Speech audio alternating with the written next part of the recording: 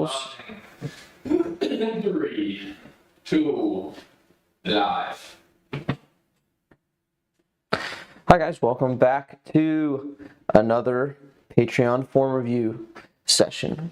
If you are new, if you're interested in our form reviews, this is on our intermediate tier on our Patreon, which is listed in the description below.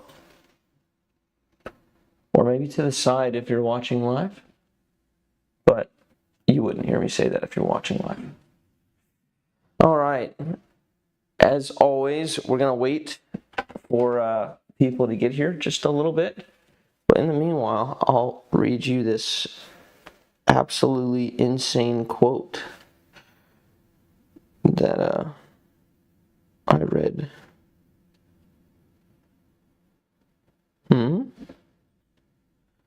Notes?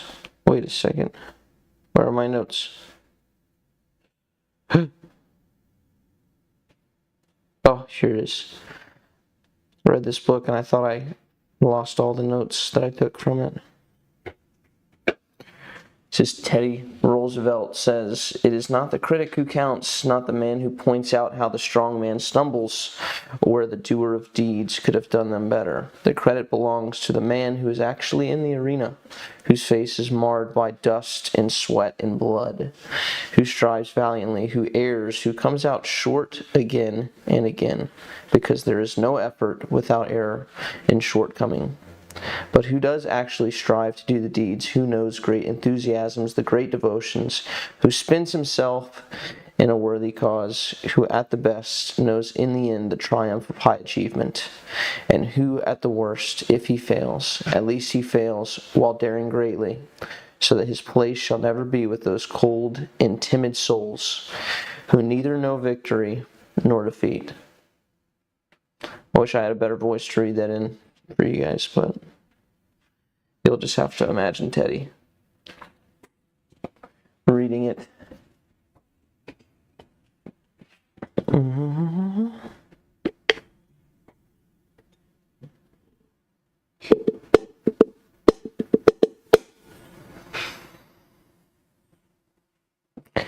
Any tips for a sprained ankle playing disc golf? Gotta rest, brother.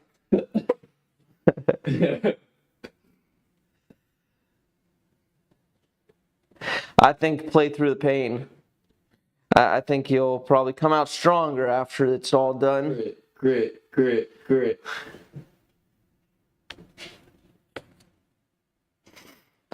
Is this just an ankle made of flesh and bone? No, it's galvanized steel.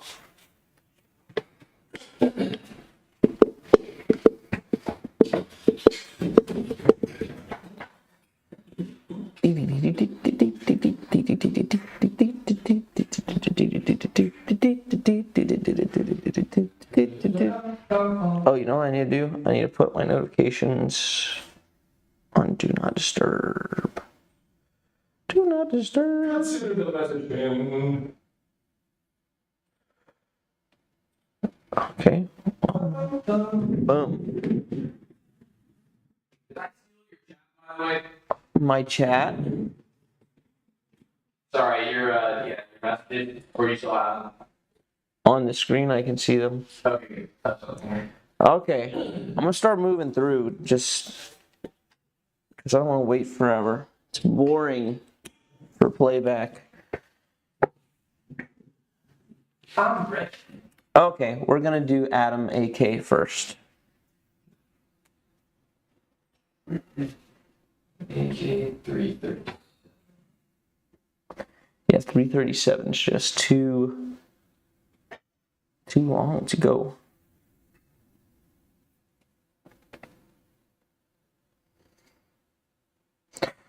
David Carter. David Carter. Eat back. Okay. So we could stand to use a little bit more coil in the shoulders, but it kind of starts all the way back here.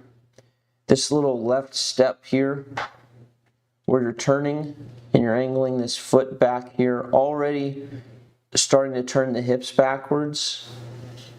See, and then it goes all the way back here. At this point, we get our hips too far back from us, which is getting us this kind of horse stance here. Let me show you. Left-handed? You're gonna have to tell me where I can't stand. You're good. Okay. All right, so we go with the right step, and then this step right here, this first left step. Don't turn your hips back here. Keep your left hip forward. There's going to need to be a little bit of stagger here. And then we cross straight behind with this left hip, left shoulder still forward. So you can get more or less here. This is like perfectly perpendicular. Almost nobody does that, but you're back here with your step. So most people don't go past like 45 because of mobility and stuff. So instead, after you take this first right step, take this left step, have this one side on, and then from here we can have it turn a little bit back, but not all the way back. You should be able to balance here. Your pressure on your foot should be towards your toe, right? And now that sets it up to where my hip and my shoulder are more or less forward. So now I can spend the rest of this time turning them away. In other words, you turn them back like a step and a half too early. So now is when we want to turn them away. So again, that is this left step here, side on, and then come through here with your hip more or less forward, just barely turning back, not a big turn like this. Right, so instead here, more or less side on, and then we turn. And now you see my feet are kind of in towards each other versus what you're doing where you get here and you turn too far back, and so now your body's like, I gotta go forward, right? And you get to this flared out kind of cowboy position or horse stance. So here, try to keep it here. Doesn't have to be forward, doesn't have to be totally perpendicular. We just don't want it all the way back here. Right, so a little bit turned, barely turned, and now we turn the rest of the way. So that'll allow you to get a nice big shoulder turn. So I can see that. So I can see your left shoulder blade.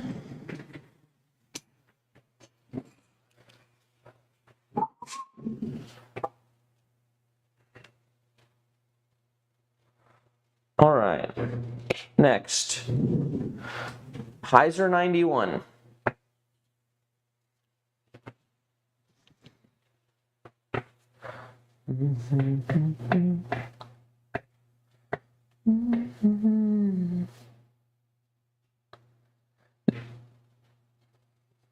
Same thing here, actually.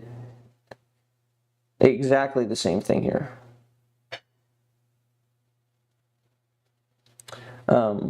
Although Heiser 91, you'll get your own review, of course. So here's starting side on and then trying to turn a bit early. Here. And now as we move forward, see how the hips are all the way back. Here, which has his body leaning kind of back this way.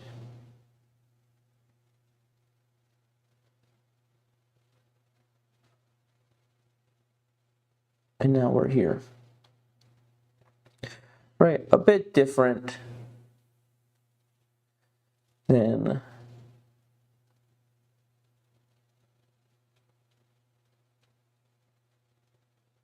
hello. Oh, yep.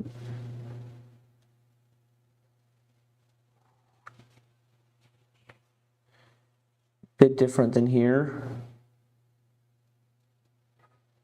See how this hip's still forward here? His feet are kind of flare out a little bit more than most people's, but The idea is the same. The hips forward, shoulder forward, comes through here. See how his hips aren't totally back, they're just a little bit back. And now he gets big turn here so that the knees are like in towards each other. And we can see his left shoulder blade here. It's really his right, but I flipped it for you lefties. Whoa, you were both lefties and you both had the same problem. Coincidence? Yes. So again, the solution here is if you're starting here and you're not going to start with a fourth step like that, by that you're just going to start here. This first step, you need to just step sideways without turning.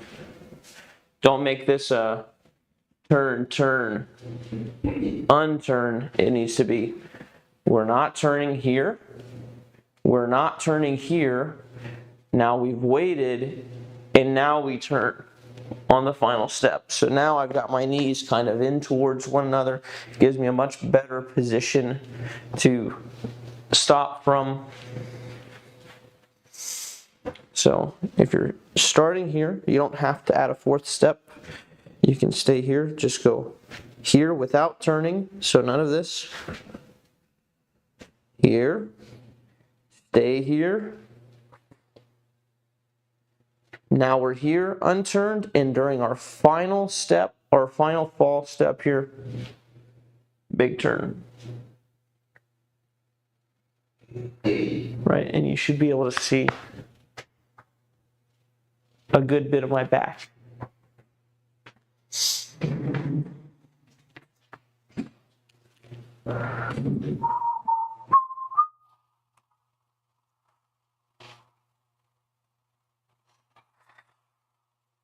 All right. Sean Thomas. Whoop. Okay, what are we looking at? Average nose angle, almost flat.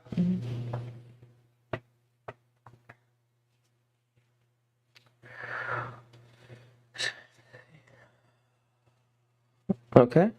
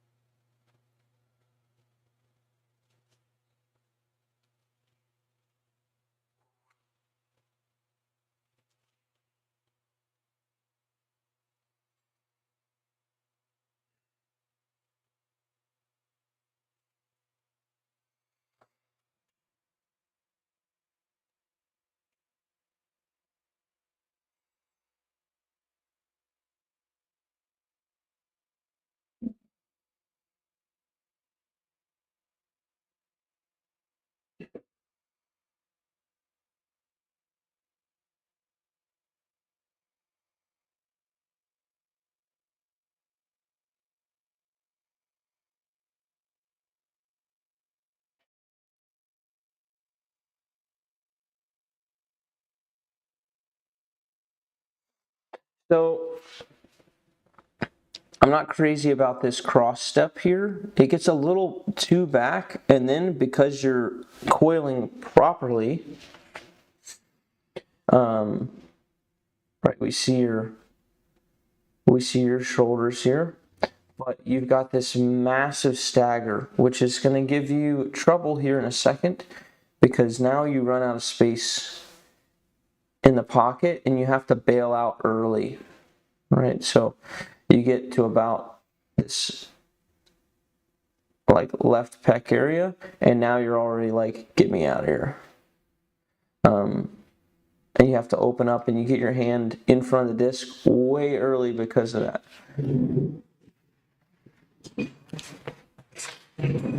So this all kind of comes down to this X step for me. So when you go here, boom, you get a little too far back, and then you say, okay, how do I coil? Boom, let me coil. So you got huge coil, huge stagger, but the disc is behind you and you've crossed your line with your feet. Right, so from here, as you try to do the right things and move forward, your body's just in the way, right? So it's going to come here, and then you have to start going around, right? Because your body's here. You literally can't go through your body. So you start going around, your hand starts getting on the front of the disc super early. So I think it'd be better if you fixed your cross step. Instead of having that so far back, have it less than 45 degrees back. And then from here, coil. And now the disc should be out away from you, clear on this side, which would allow you to move it straight through with your hand on the back of the disc the whole time, instead of bouncing off of this backside and moving around right away. Right, so for me, again, the key is this X step, but then after, you're just going to need to monitor and make sure that you're not over staggering. So I don't know if you will or will not naturally over stagger after the X step correction. So there, and you might need to adjust where this is at if you're getting good coil, right? So you might need to move it a little more out, so at this point it can move through. And you're just going to try to move it forward with your hand on the back of it the whole time.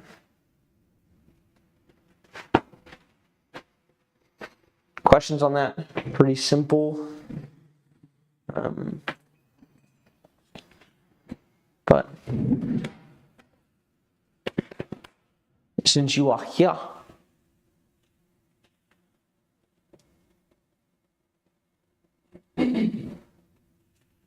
yeah, let's see, it feels weird when you slow it down. Yeah, it would feel weird when you slow it down, right? Because you're not coming into it balanced.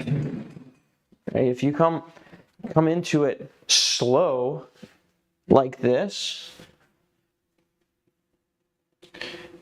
your body weight is trying to fall backwards, right? So it's easier, like when you're walking and your like toe catches something and then all of a sudden you're jogging, right? Well, you're jogging to catch your balance, right? It's easier when you're off balance to boom, boom, oh, my toe catches a little too much, to like run out of that, right?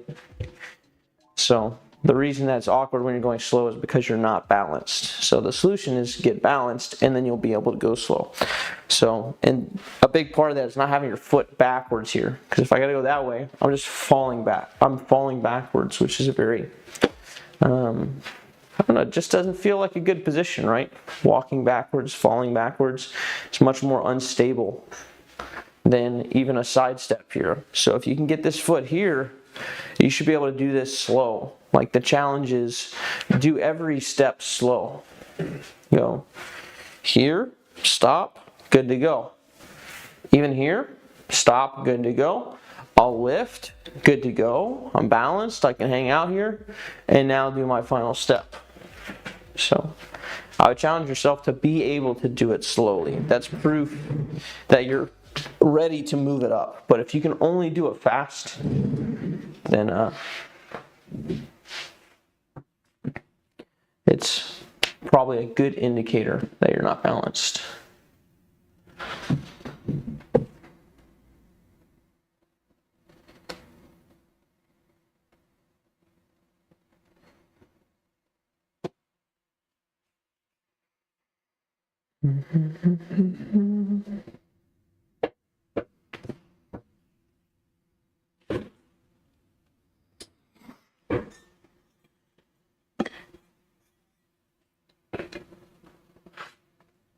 What are you doing right now? You doing here?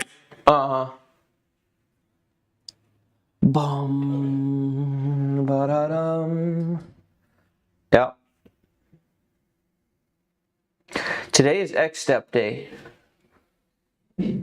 So far. We need to get you all in a clinic, and we're just gonna go through our X steps together.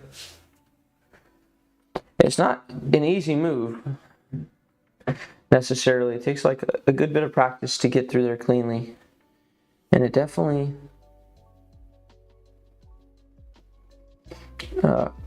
there's a lot of different ways to screw it up. So first thing I would say here, like your particular X step mistakes, is I wouldn't hang out on this heel too long.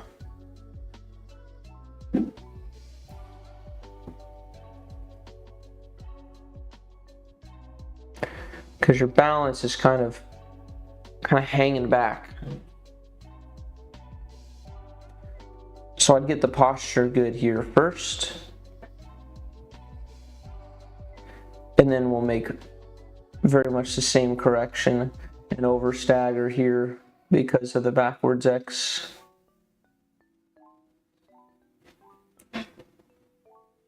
The disc running out of room has to redirect way out over here because we walked across our line with the disc. Here's where we're walking. Here's where the disc wants to go.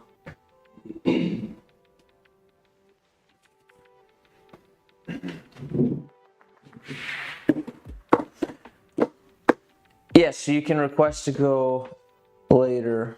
March words. Yeah. I'll wait to see you hop back on.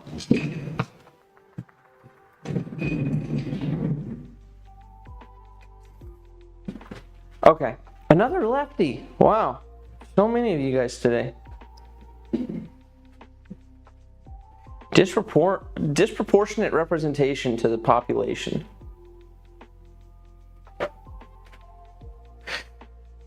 Are the 2% of ladies that play disc golf gonna jump in here now? Get like 5 of them? Not complaining. Okay, so through here, if you're on your heel coming through this and you're hanging back away, you're like I'm hanging back away from the camera here, your body, in order to maintain balance, is going to turn you back. It's going to turn you back, and it's going to pull you off the line like that. Right, so first thing is when you get here, you can start on the heel, totally fine to start on the heel. But you need to get locked into this posture where you're kind of over the shot here. Right, so this would be not over the shot. This is over the shot. Right, so you got to get locked into this posture so that when you come through here, you're real solid and balanced. Right, there's no moving me right now. I mean, if you tried really hard, I'm sure you could. But I'm stable right here, right? So this back leg is free to just kind of sweep because I was really stable on this front leg. Right, so now I can sweep here. And now this doesn't have to react to, oh, I gotta go now. I've got to go now and I've got to go here because this guy's falling this way, so let me catch. So we've gone from our cross step being reactive and just trying to catch our balance to let's get good balance here so we can tell it where to go. Right, get through just like that. And now from here, again, balanced, solid, so I can tell this where to go. And now we don't have to fall into this crazy stagger and go across our line and put the disc behind us. Right, so get in that posture where you're over top of it. Solid on that foot there. It can start on the heel and roll to the toe or roll to the front part of the foot. And then prove your balance here and then give it the cross. And now full shoulder turn.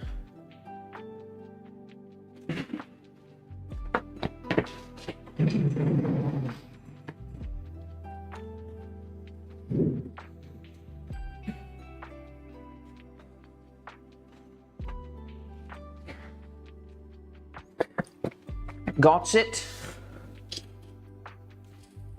Questions on that?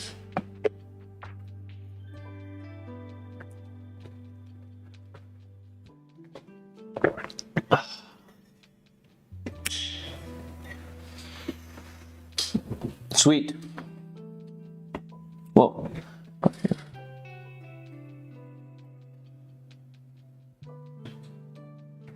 Cam. Oh, this is a cool little spot.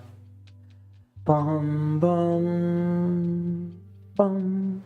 Bum bum bum bum bum bum bum bum bum bum bum bum.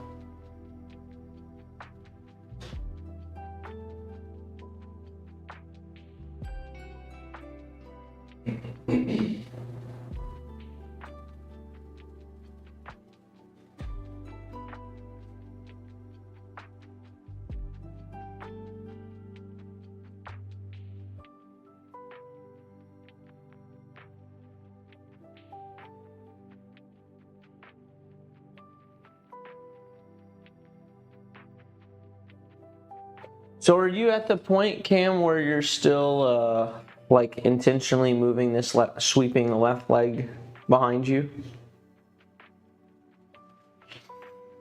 What it looked like. Yeah. Mikey, the voice from the other room, that's what it looks like.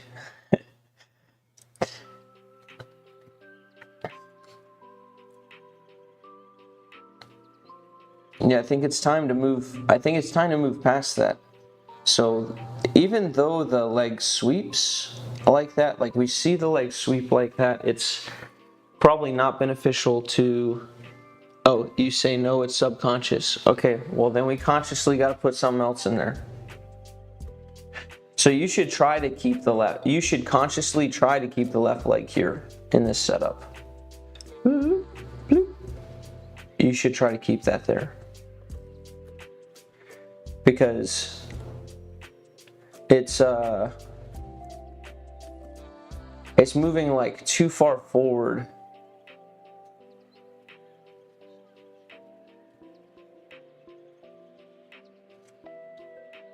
Right. This is part of why like you won't come around your brace. It's like no matter what you do, if that foot is kicking all the way back here, and just going, woo, well, there's no way I'm gonna go out of it like that, right? You're just not gonna follow through that way. But if you can resist, like once you get to this structure here, if you can just try to keep your legs in this structure, and as you go, and as you swing, you're letting all of this come around, then there won't be so much like buy-in momentum with your left leg that just keeps you closed the entire time. Right, but right now what you've got is this left leg saying stay closed, which is in part what it's supposed to do, right? We know that counterweight helps us stay closed, but yours is so far, like has drifted so far forward that there's just no return.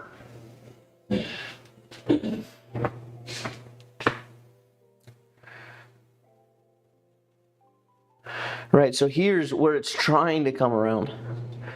Right, and it does actually a little bit, right? It goes from here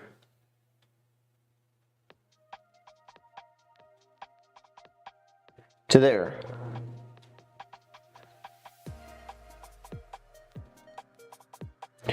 But it's kind of too far. So, and this is part of what I think like Yanni was getting onto with the Thigh Master video. Now, I know you guys don't watch a bunch of videos from a bunch of people, so you probably haven't seen it. But the short version of that is that he's trying to get like this move where he flexes the whatever these muscles are called, the inner thighs basically. All right, so the idea there is that once you get to this position, I think it's better to think about just stopping here, just keeping your feet here, and it will drift, right? But right now there's no active resistance with your left leg, so I would think about actively trying to keep it where it hits, right? So try it. For me, that would be boom, right here. So I'm going to try to keep it literally here. And then as I go through my throw, and since I brought in all this energy that I'm trying to brace at a higher speed, it's going to drift and slide forward a bit, right? But that's almost against my will, right? I want it to happen, but I'm trying to stop the whole lower body unit. So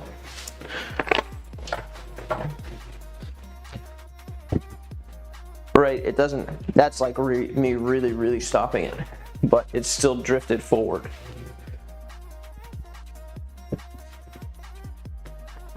So stop that left leg back there, still gonna drift forward, but it's not gonna get you so caught up back on this side that your hips literally cannot clear, right? Now obviously I'm showing the end of the spectrum that's a little bit extreme, right? Just barely extreme, but like if you end like this and your left leg literally doesn't move, well, you probably didn't commit enough to the front side, but that would literally be following my instructions, right? Obviously we want to go into the place of normalcy with that, where it does move forward.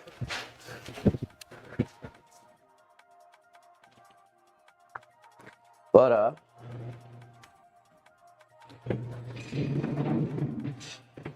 so we do get like a natural move forward, but not as far as you're going here, brother.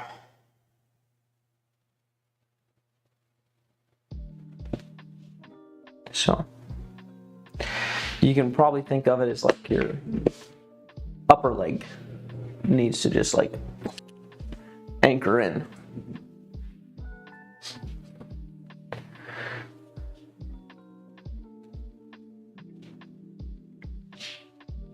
Make sense?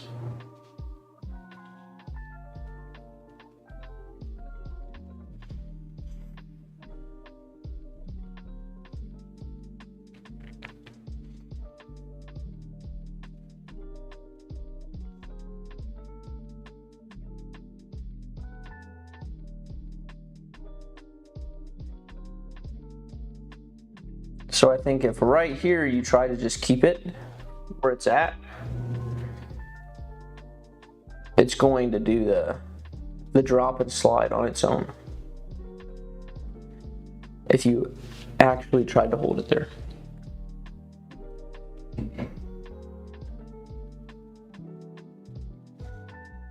But yeah, you won't see anyone with their foot on the other side of their butt.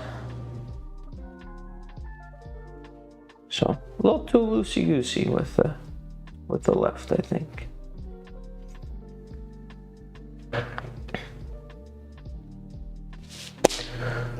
Cook lane.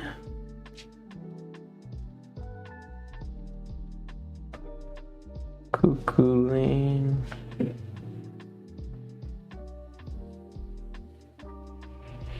Yeah. It just did that.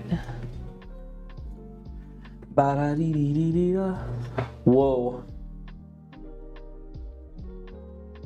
I just had like a huge throwback to like my high school years, where we'd be like out in the town in Germany, and for some reason these, like the way that this pitch is set up, made me feel like I was back in Germany for a second.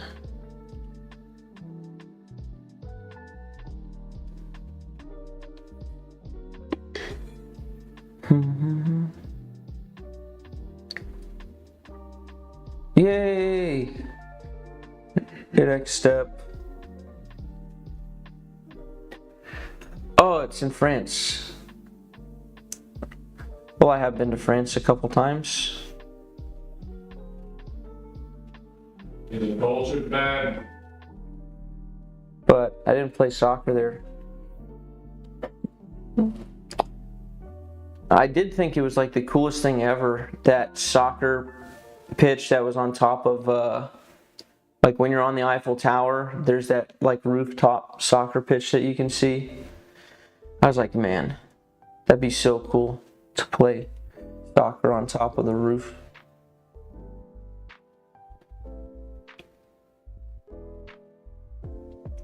Yeah, nice cross step here. So here, I think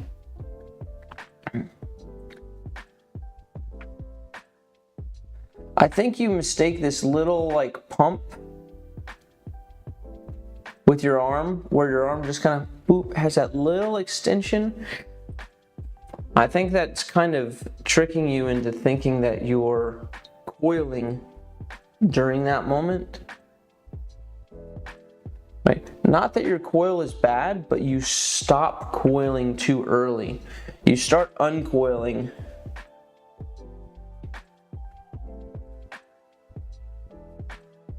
You start opening up just a bit early.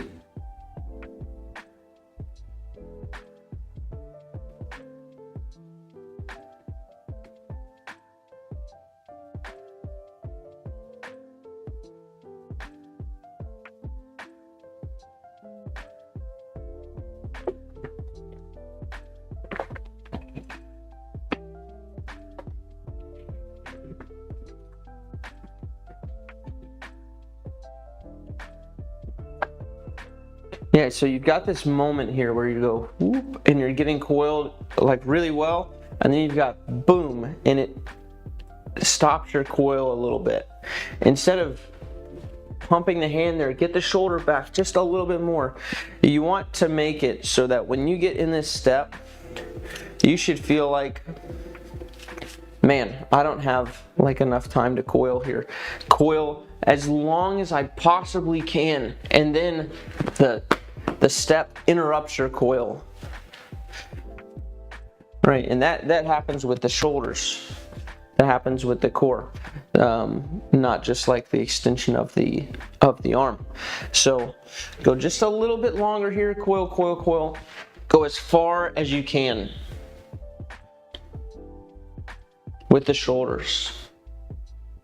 So that's first thing, is kind of that timing. Is I think you can coil just a hair longer, and that would let you get your plant down before you started uncoiling. And then the second thing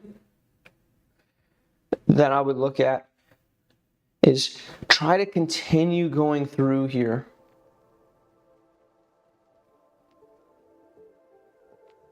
With the hand.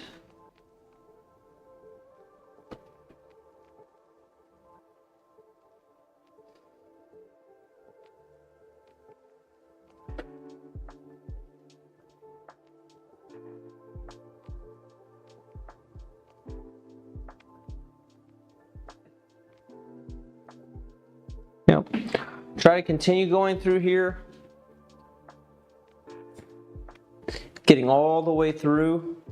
Right, move the hand a little bit quicker through here so that you can get to this position here instead of this position here. Try to keep moving with the hand on the back of the disc for just a little bit longer to delay the opening of the hand for as long as possible.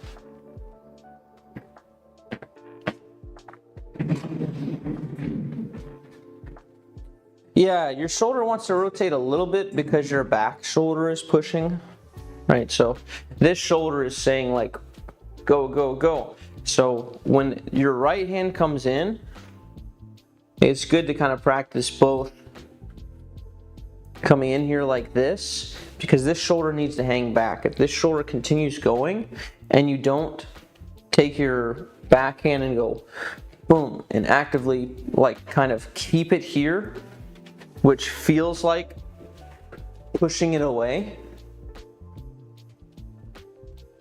then it's going to come forward, right? If you just continue letting the left leak forward, well, it's it's gonna go. If you let it go, it's gonna go.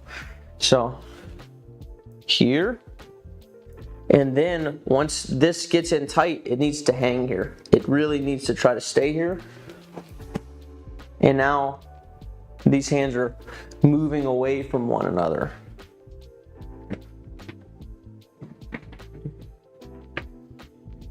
All right, but we can track this little, like you can track your back shoulder here. See how it's moving forward, forward, forward. Dook, dook, dook, dook, dook. Here, it should really be moving back to help you accomplish that goal.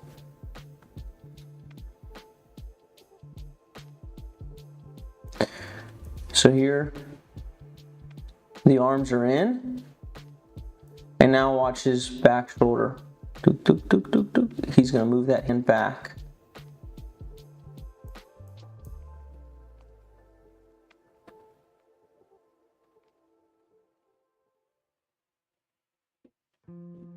Yeah. Yeah, you've got like a couple just like little small things that can be cleaned up. I mean, it's not much. I mean, most people would take your form right now. So, but yeah, there are just a couple of details there. Coil just a little bit more here. Right, instead of stopping for these few frames. Here, your shoulder's actually not moving anymore. So keep going, keep turning that core. So that here, when the foot hits, that's when you can start moving your arm through. Both hands tight, and then backhand moving off. Yeah. Nice work so far though. So.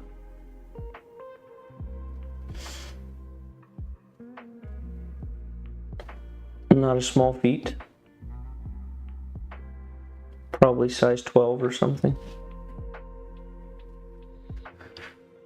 Shrek. Shrek.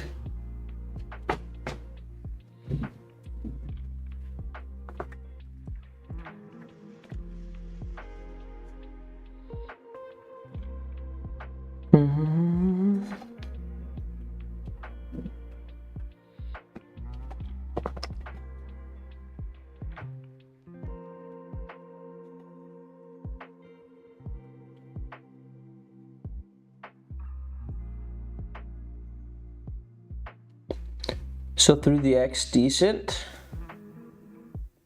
Here you really gotta, so your shoulders are trying to go back, but your butt's twisting the other way.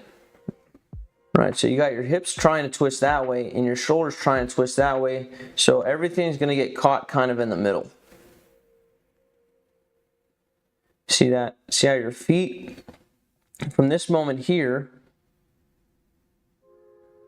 this knee is going to start pointing forward more. See how it opened up there? So we got to get them both turning back together.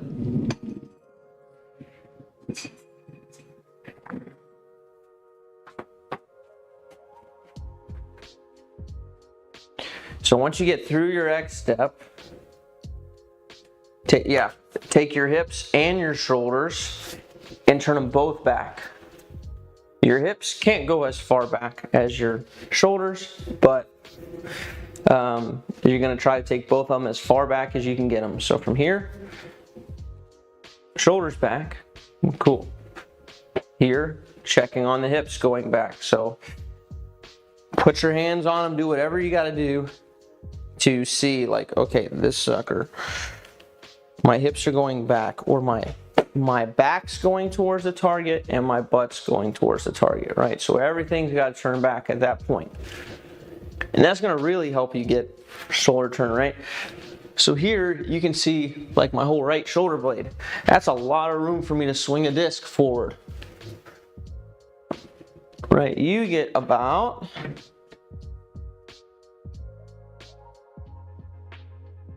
here. Right, so I see about here. So you're working with this much less swing than I am. right there versus there. That's a lot more runway to work with. So work on taking both of them back together. Everything back together. Chest all the way away from the target. Belt buckle away from the target.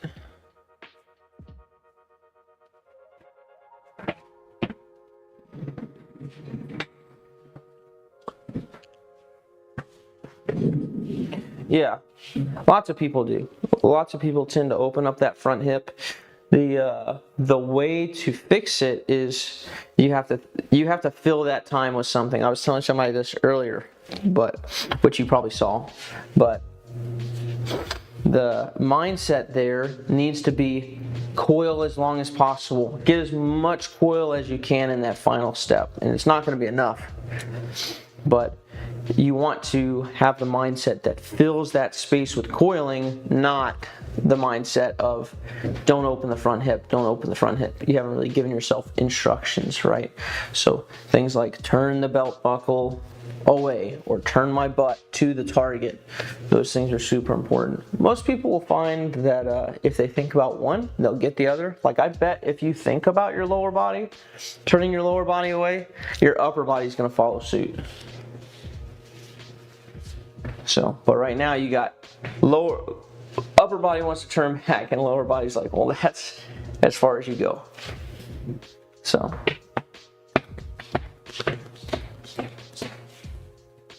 Questions on that, dude?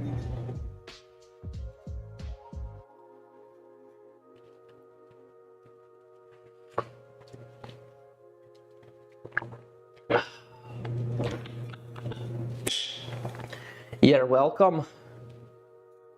You are welcome. You are.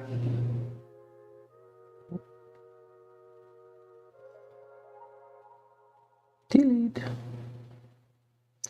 Ooh, down to 3 rows.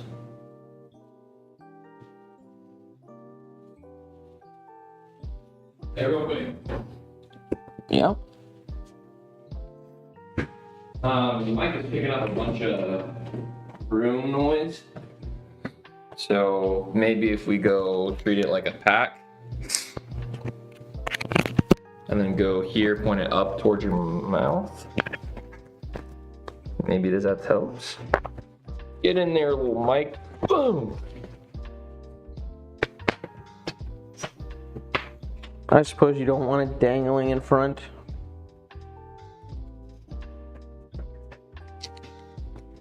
Any testing? Testing. Oh yeah. Oh yeah. Oh yeah. Did it make my voice sound deeper? Did it make my voice sound deeper? A little bit.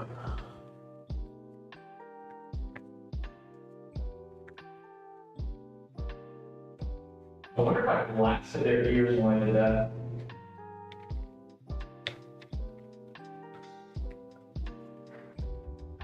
Okay, no cue currently. So next would be SPO Kansas.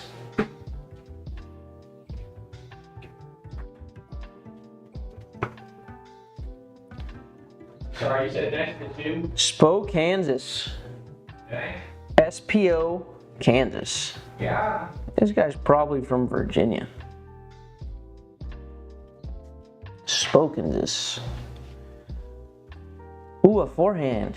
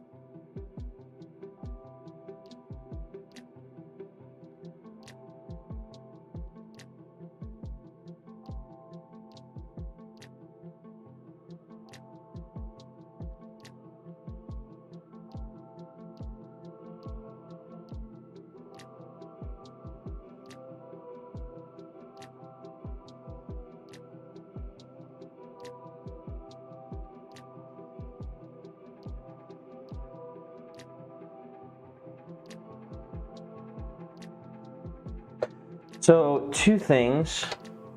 First,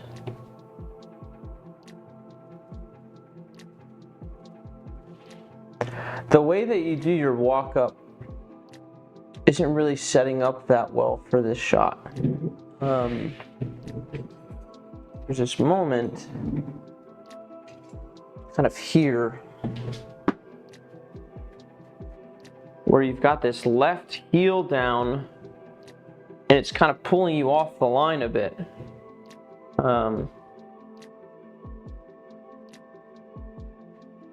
Yeah, most people don't cross behind on their X step, and I'm not sure that I like it for you either, because either it's creating this need for you to be back on this heel and pull off of your shot, or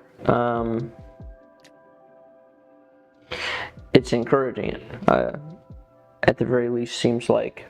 So I would get more flat-footed, solid-footed here on the left, and if you're gonna cross in front here, so you can stay over the shot, so you can stay moving into the line instead of here off the line and then having to fight back towards it. So I'd say solid here, not back towards your heels, and then either do the shuffle or do the cross in front, and now go through your shot, and now you can stay over the shot the whole time. So I think that needs to be addressed. So I'd work through that, and I would recommend forward cross, side shuffle, staying over for sure. Second thing, your arm slot that you're using here is not congruent with what you're throwing. So no problem here with how you're set up like this. We see this a lot of times, but from here, instead of, I would expect to see here, and once you get here to this moment, I would expect you to go boom and throw this way, like you're set up for an Heiser. See right here, I'm expecting Heiser. From this position, it's very unnatural to throw a flat shot, because you're going this arm slot, which naturally wants to go boom, and now you have to let it drag, and you have to manipulate your body and scoop the disc like this, and then you go forward, and then you finish again, Heiser, right? So from this position, the throw should be from here, the throw should be here, Heiser, because that's where you set up the shot. So again, no problem with this. No problem with this setup here, right, or here. But when you start moving forward, now this wants to break into an Heiser. Don't force it to be flat. If you want to throw flat, you're either going to have to change this slot a little bit so it's not so up, and you're going to have to change your body posture for sure. You're going to have to be over the shot a bit more. And so now a flat shot, which is what you threw, I'm assuming it's what you wanted to throw, but flat shot would be here. So now when this breaks forward, my arm's like this, my forearm's down here, my 90's more down here, so now I pop forward this way. Instead of being here, having to let it lay down and drop into a different slot. So it just needs to be here, that would be an Heiser, how you set up here. Or if you want flat, you've got to get over the shot a bit more. And then when you do your move forward, then your hand will drop, your forearm, your whole unit here, your whole like 90 will drop to where you can do this move, right? It's not this move and dropping into a different, carving underneath the disc here to drop into a different slot and then go, right? It's once you get this angle, it's set, right? So if I'm here, there's no way this is being anything other than a Tommy. This cannot be flat because my 90's here. So this needs to pop down, right? If I'm here, barely over it, and I'm set up like this, this is an Heiser, right? Get over it a little bit more, now I'm flat. So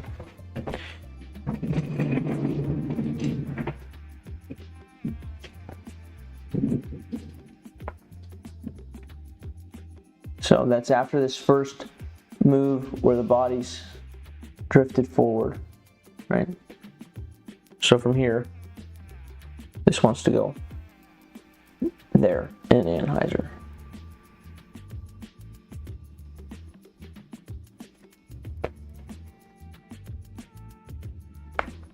So you could start from the top slots and then work your way down and like fill in all the different angles if you're trying to get all those.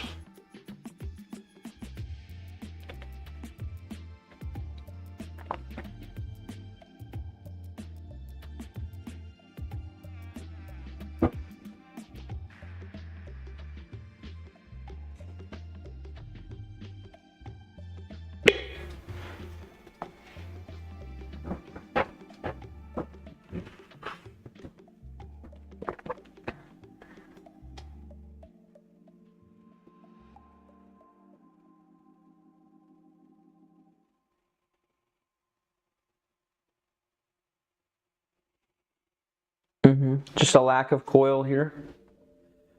Your front hip. So you go here, boom, bouncing from this moment. The thought should be turn, turn, turn, turn, turn, turn, turn, turn, turn, turn, right? Shoulders turning, hips turning, coiling backwards. So here, your shoulders trying to do the right thing, but look at this little sneaky front hip and foot. It starts trying to turn the other way.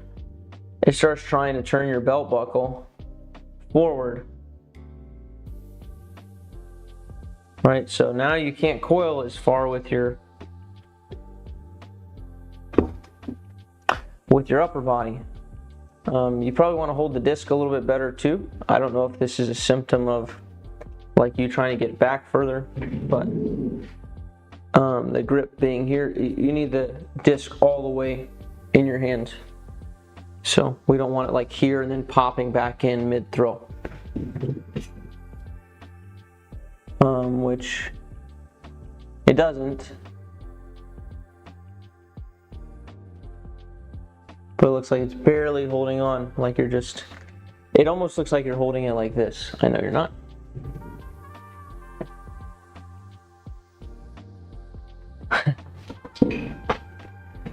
I did think of you when I saw this.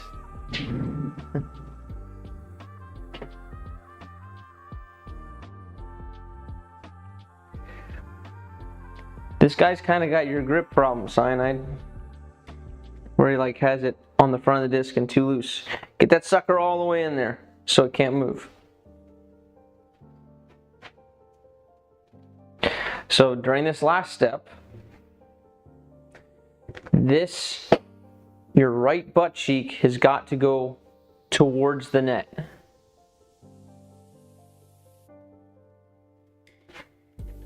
So right now, currently, you're going here, and it's opening, which if you try to flare your foot forward like this and then turn back as far as you can, this is about as far as I can get. You probably get further back than me. But if we have our feet into one another like this, and then try to turn, we got all this space to coil. Right, so you've got to get from here, you get through the X step fairly well, and from here, this has got to turn away from the target. Your chest, your hips have got to turn the opposite direction of where you're going, right? And then you trust this foot to catch you.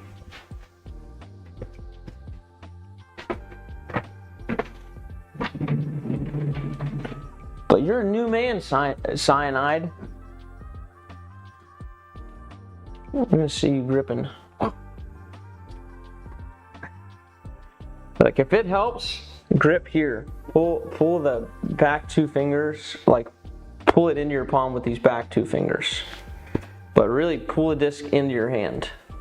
The thumb is only there for basically show after that. You don't need to press hard, it just keeps it from going like here. But most of the grip is done with the fingers in the rim of the disc. So your thumb pressure, don't let it fool you. Yeah. And you're here, turn it back. Yeah, don't let this flare forward.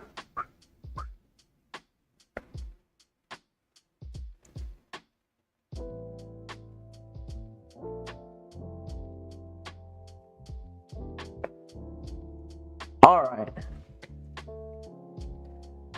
The space was being used, so we went outside today. Okay.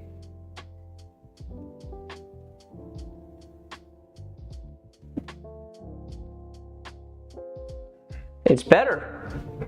Hey, it's getting better. It's not perfect yet, but progress. Progress on this one part of the throw that has been plaguing you. Been plaguing us, really.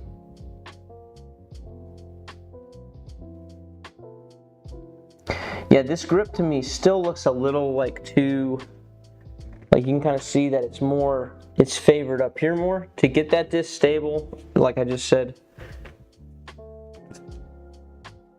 pull a little bit more back here.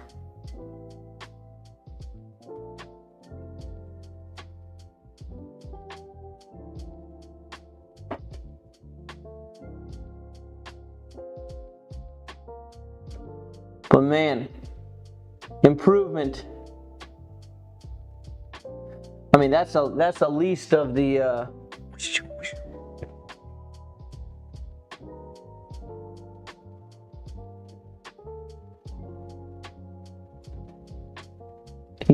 about that. Yeah, it ain't best video of progress, but way is right one. What?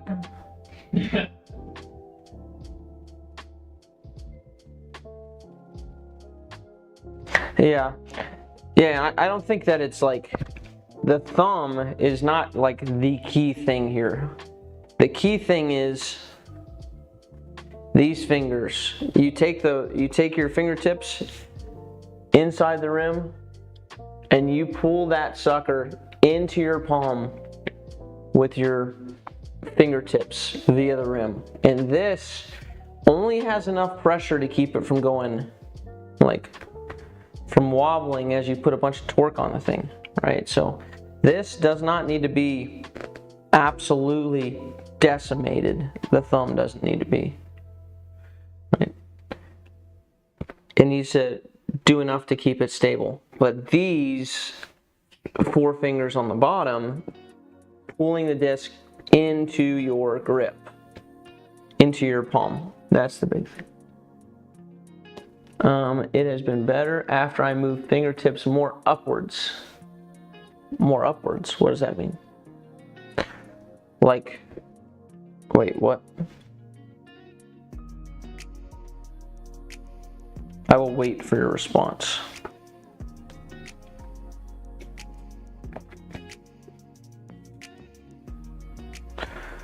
more upwards. More upwards.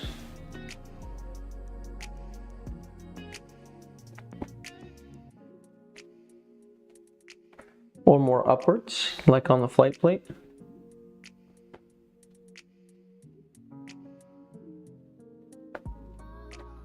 Oh, on the flight plate.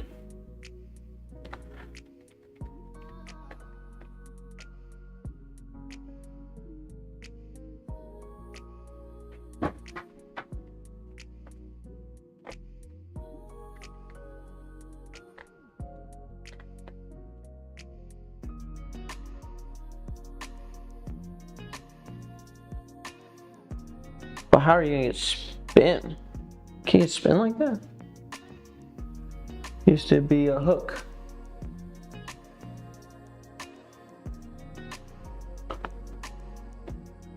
So you took the fingertips and you put them here, is what you're saying. I'm suggesting put them here. Inside the rim like this. You're saying, oh.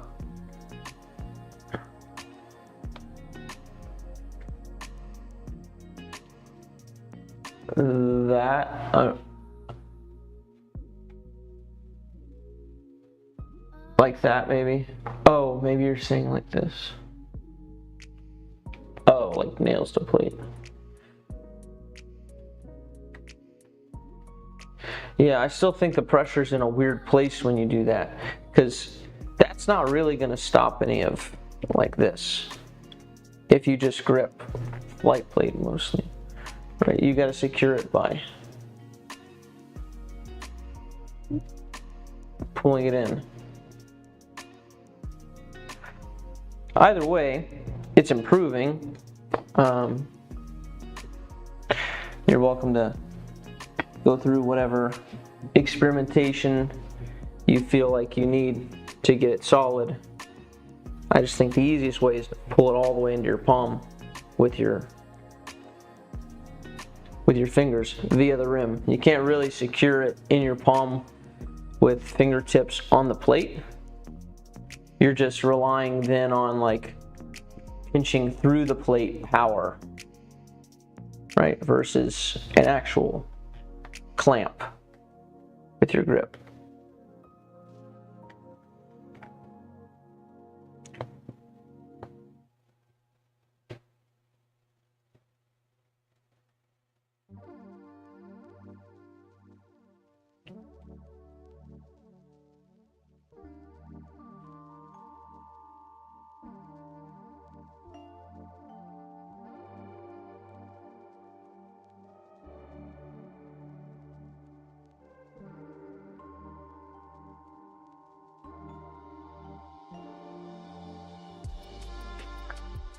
Right, yeah, Ian, you're saying your fingers were like this, and then you move them to like this.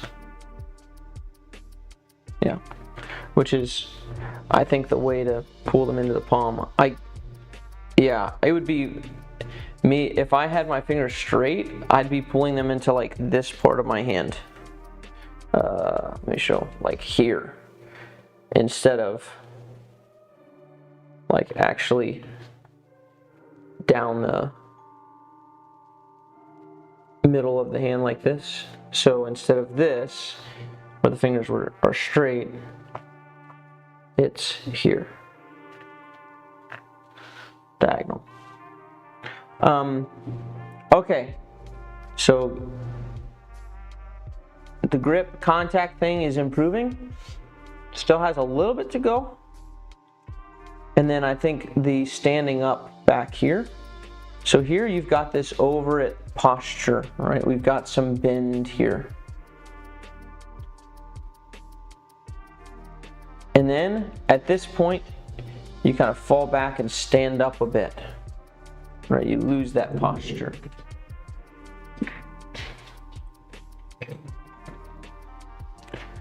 Right, so you're here, and then you're upright. Right, which is causing some of your swing up. So stay over the shot here. Bend in the waist. Stay over it. Stay in this space right here. And coil. Right, that's going to put your... See how low my right shoulder looks in comparison to my left? Because I'm staying over the shot. So it's here. And now it's here. Right here. Here. You're going here. And then standing up. Should be here. Swinging under. Yes. Leaning, falling back. Correct.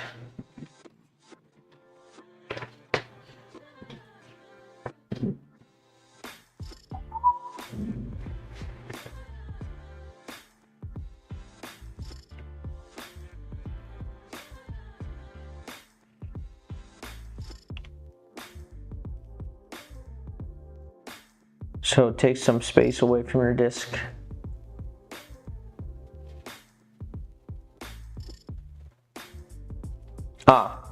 Yeah, you should learn to throw flat and Annie from the same plane. You set it in the beginning and then you keep it.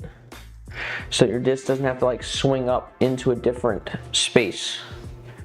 And then it has like momentum to try to go, oh, okay, cool. I gotta swing. Oh, he's swinging his body up? Let me swing up.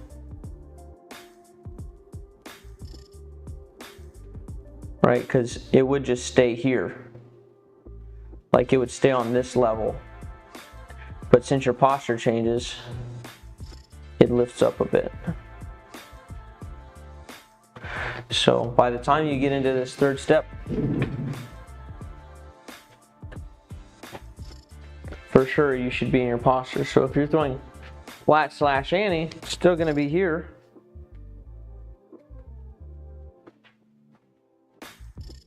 But I'm not going to start here and then go, okay, time for flat / Annie, because it's going to want to swing up into this space in transit, and then you're going to lose control. And so it's better just to start in my flat / Annie here. It's easier to keep the space consistent that way.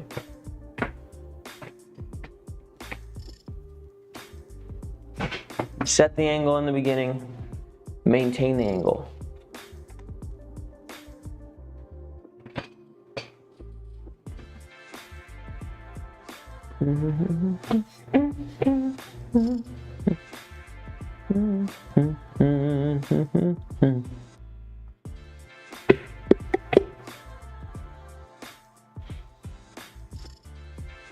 Oh, a putt.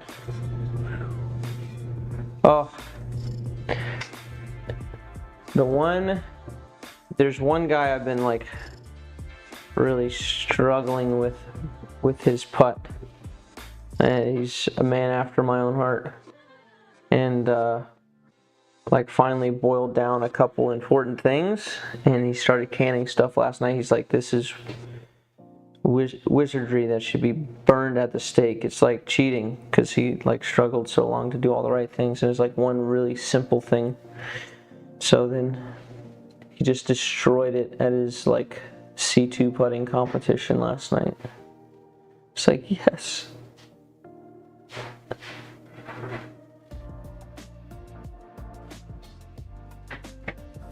Ah! Well, it's perfect. Okay, you're gonna have to tell me what's... Okay, you miss right most of the time.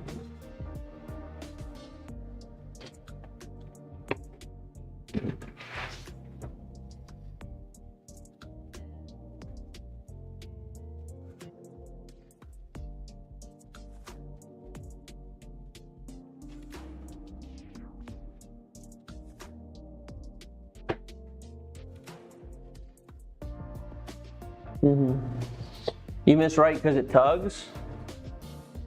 Because it like tugs off your fingers, right?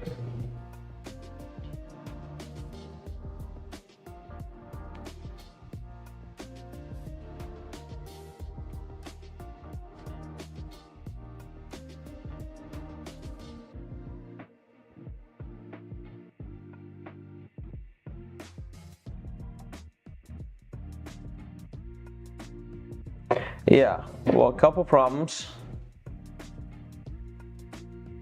You don't have a consistent motion. So the reason it's tugging is because your fingers are still in the way. That's the short version.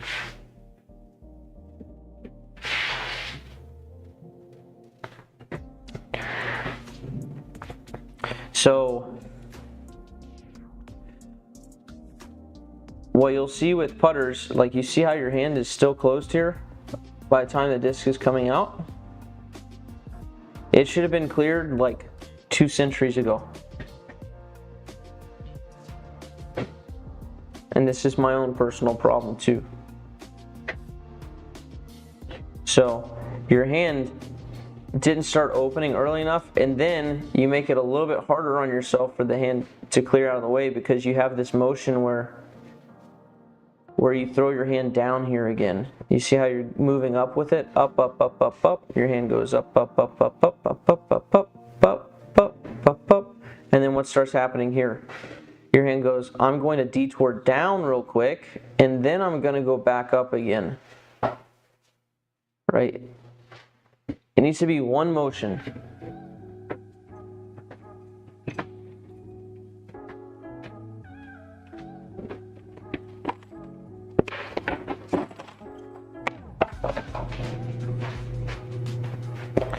So not up, down, up, right? Go up or go forward, but it needs to be one motion, right? And your hand has to clear super early. So by the time your hand is at the basket, it should be open, like all the way open.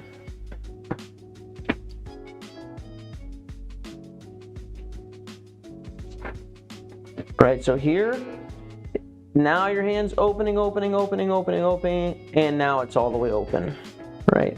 It should have been all the way open.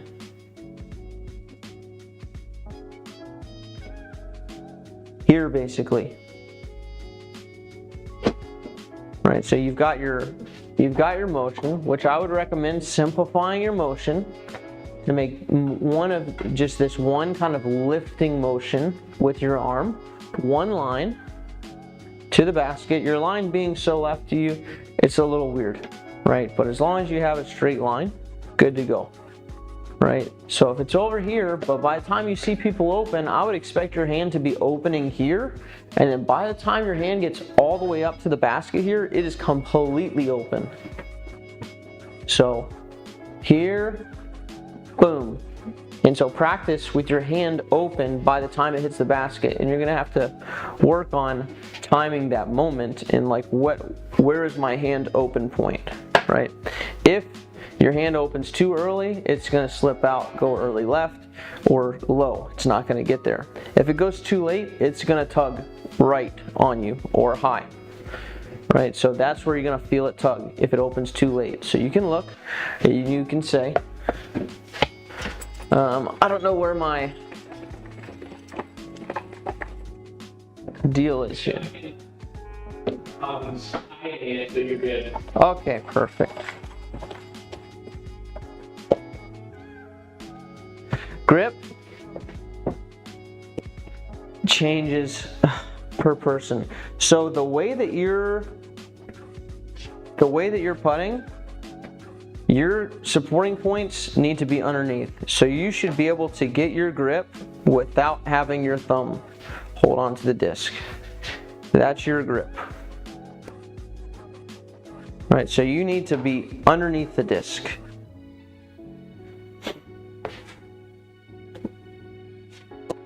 So underneath the disc and you're lifting up. So you've got this one lifting motion. So ultimate thing that is going to clear is going to be your thumb's going to clear first for you. And so we're here and you're going up. I don't even need to put my thumb on there, right? It's never going to catch if my thumb's on there. I might not make it there, but the thumb's purpose is just to keep it in your hand long enough to move forward. Your hand needs to be totally, yes, I missed. Your hand needs to be totally open by the time it's up at the basket. Right, so I'm gonna try to get my hand open by the time it's here. I'm just gonna go mid-basket. And so I'm cupped underneath. And then my only focus, boom, is right there. That little red dot. I'll show you the little overthrow disc dot here. It's a relic. I'm gonna have my hand open by that overthrow disc dot there. So we're gonna go here, boom, open there. Open there. Okay. Open there. Good. Didn't tug. Nothing wrong with that. If it does tug off your finger, it meant that that's not the mark for you. If you opened your hand at that point and it would, oh, I just broke the overthrow disc dot. Did I? No, still good. Right, then you need to go lower. You need to get your hand open sooner, right, if it tugs. Okay, we're gonna act like it's there. Maybe I did break it. I probably did. Yeah, it feels pretty broken. It's overly stretched, right? So now, I'm gonna have my grip open by there. Okay, cool, didn't tug, right? And you just keep doing that. If it comes out early, let's say I have my hand open by the band, the bottom, the cage. Okay, I didn't hold on to it long enough to actually pop it, like it just slipped out early, right? So then you adjust it back up, good to go. But your hand needs to be totally open by the time it's to the basket. Right now, yours, you get your hand here, and then you go, now I'm gonna open it at the end of my motion, and that's where you start getting whip on this sucker. You don't want whip on that sucker right there. How about generating spin? Well, first let's get it out of the hand clean, and then we can talk about spin. But spin is wrist pop, right? So, but your big problem if you're tugging right is that your hand's not open, right? So you can add wrist pop after that, so the wrist can lay back. But right now you're trying to add all your spin at the very end, right? And that's why it's getting caught, is because you're going boom, snap, snap, snap, snap. The snap happens way earlier, right? So you can pop it all you want, and you have to learn to time that pop. But pop it, and your hand's gonna open way after that, right? So if I'm gonna pop it, it's gonna pop actually down here. So, yeah, if it doesn't make it, pop it a little bit more. If you grip it right, open your hand earlier. So those are kind of the two misses there. So I can pop as long as I make sure the hand is open by that point. I putt so good when I'm teaching people how to putt.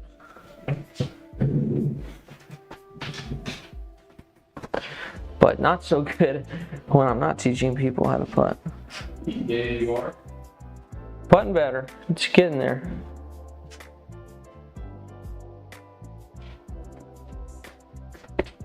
So yeah, hand open.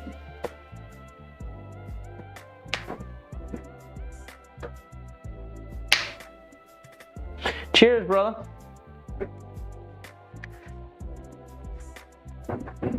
Okay.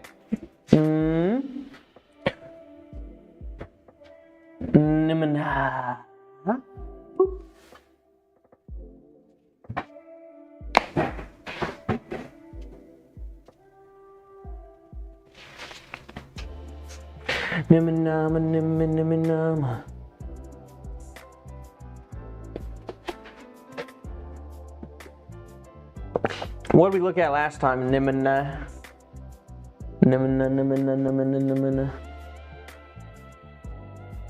Hey, this is coming along.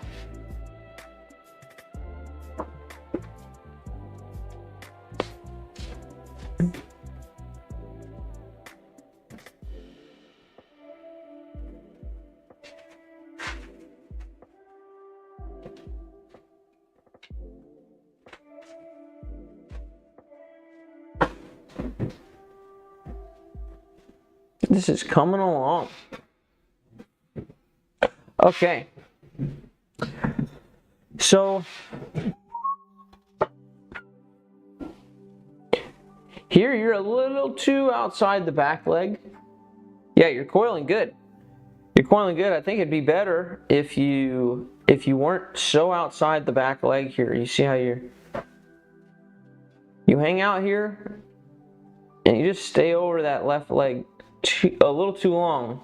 You do almost your entire coil right, like literally on top of this left leg.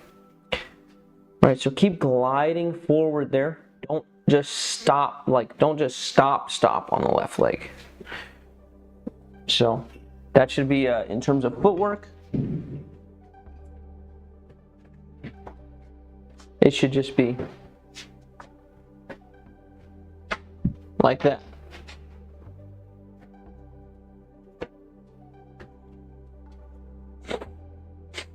Yeah, no problem. No problem with that.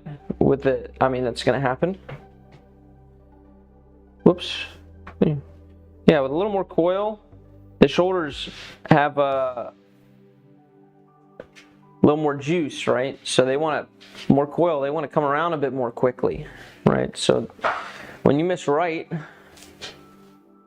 the shoulders were too forward by the time your hand was extending, right?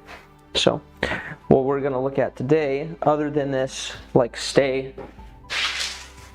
don't hang back so much here. This is actually how we would hang back here like you're doing as we coil if we were trying to throw high, funnily enough. So glide past this left step and coil during that left step. Then the next thing is you got to get your hands through a little bit quicker. You got to get your right hand through a bit quicker now.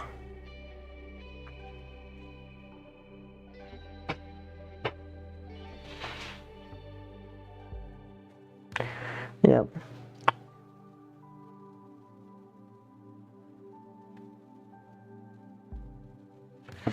So get your right hand passing all the way through and speed it up in front of the shoulders. Get it out there quick, way ahead of the shoulders. You are standing up just a little bit, right? So when we get this body position, go here. And now we're gonna go forward, staying over the shot here. If you stand up, you're not just gonna yank it up and right, but you're gonna yank it on Heiser a little bit. Right, so don't stand up and tug it at the end. Stay over the shot. And from here, move that right hand through quick. Way in front of the shoulders. Notice I'm not going. Yeah. Lots of people struggle getting the hand through quicker. Sometimes, there's two ways to attack this. You can attack it either by moving the hand quicker, which is the optimal way. If you can just move your hand quicker. If it was can you move your hand quicker? And you're like, yeah. It's well, do that, right? Because that would be super simple and you'd be throwing faster, right? Sometimes it's just not plausible to do that. And so you have to kind of tame the shoulders a little bit and don't let the shoulders move forward so quick. Because if they win this race between them and the hand, then the hand is going around and it's tough. So it's more beneficial that this relationship is correct, that the hand is in front of the shoulders. So even if you have to, or then just to be able to book the shoulders quick, right? So if you can move the hand quicker, great. But if not, then we need to slow the shoulder down because it'll be a bit easier to move the hand forward if it doesn't have to go around the shoulders. Prior, when I was trying to get my hand through quicker, it was causing some back pain. The only time I really know of back pain, and I'm obviously not a doctor or a PT, but the big thing is when people try to up tempo, sometimes there's a big crank with the hips, right? And that that will jack you up, I think. So, but yeah, there's nothing about this that I know of that should be causing back pain. So that's mostly how the top and bottom half interact with each other, not the hand passing the shoulder. So, but of course, if it causes pain, stop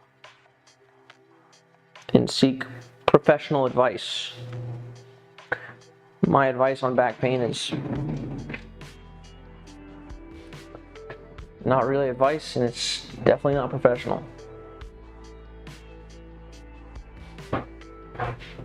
I just look at form stuff.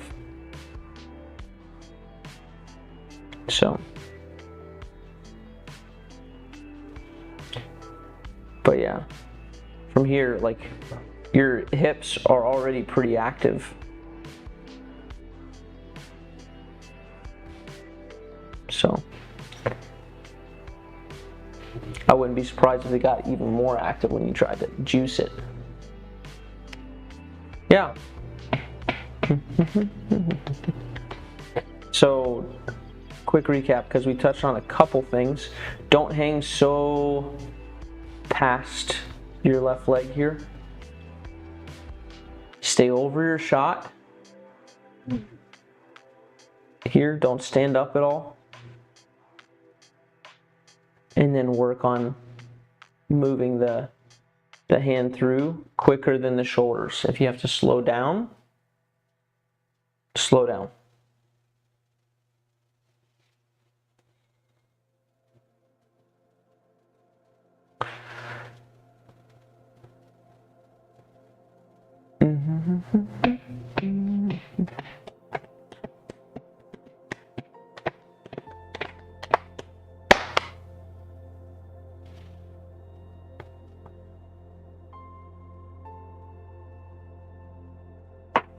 Where's the cue? Jake it up. Okay.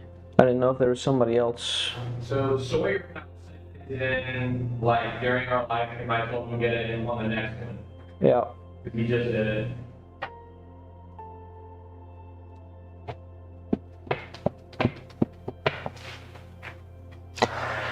Somebody da da dee dee dee dee da. On the forehand. How's the backhand coming along? Still grooving?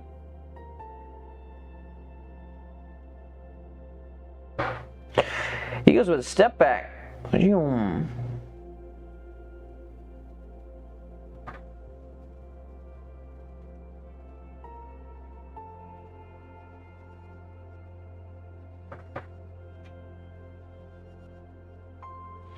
Okay, and we did forehand last time.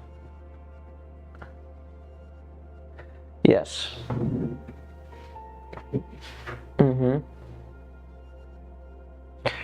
Yeah, press. Get the hips clearing. Yeah, it's on its way. It's certainly not perfect yet.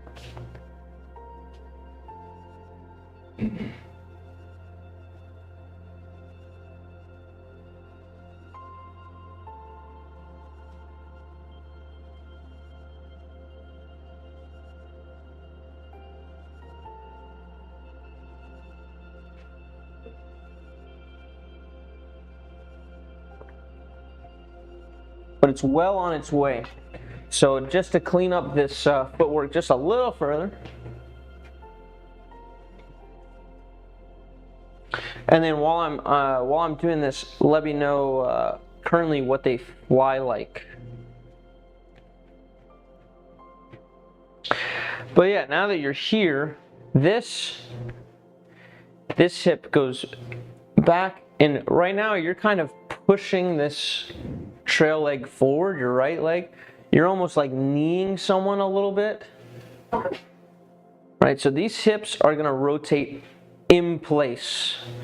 So when this left one kicks back, this right one, we're not looking to like drift forward at all with this. So you've still got just a little bit of drift here. So watch the right leg.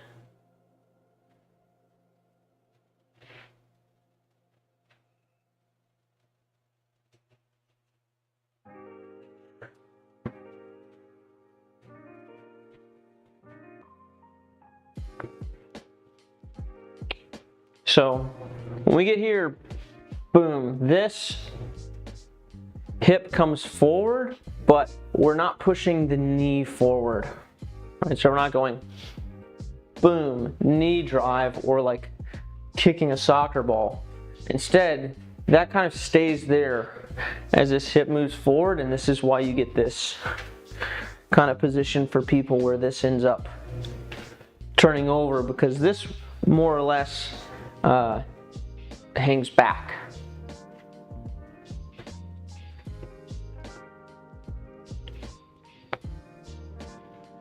So once we get here, the hip goes forward, but we're not driving the knee forward. We're not pushing the hip forward. We're letting the hips rotate here.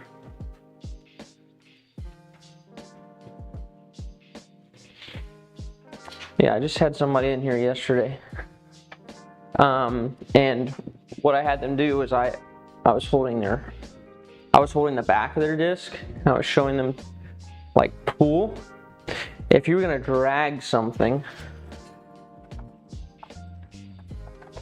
or if I was gonna be over here and I was gonna drag, I wouldn't go and try to like knee forward to pull this forward.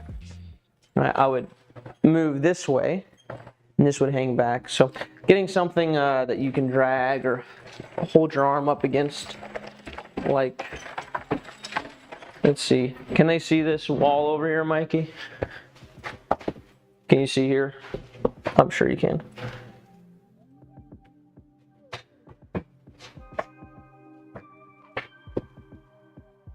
I'll take that as a yes.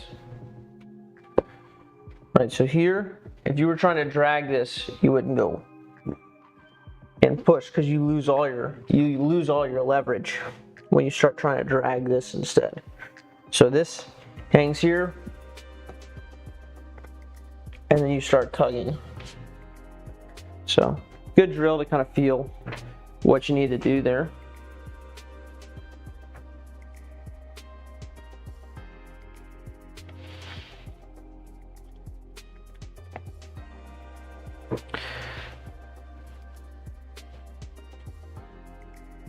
Yep, and then I would just really keep that right elbow on this side of your body. Don't let it get behind you. Keep it over here,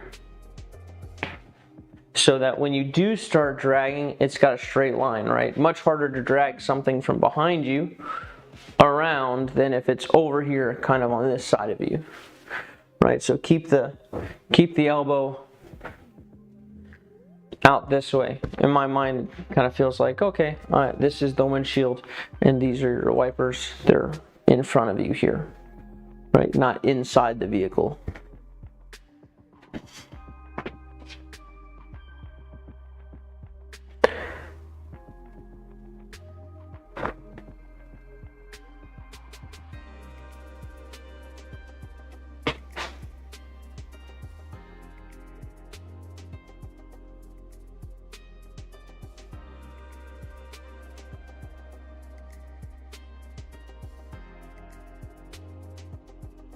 Yep.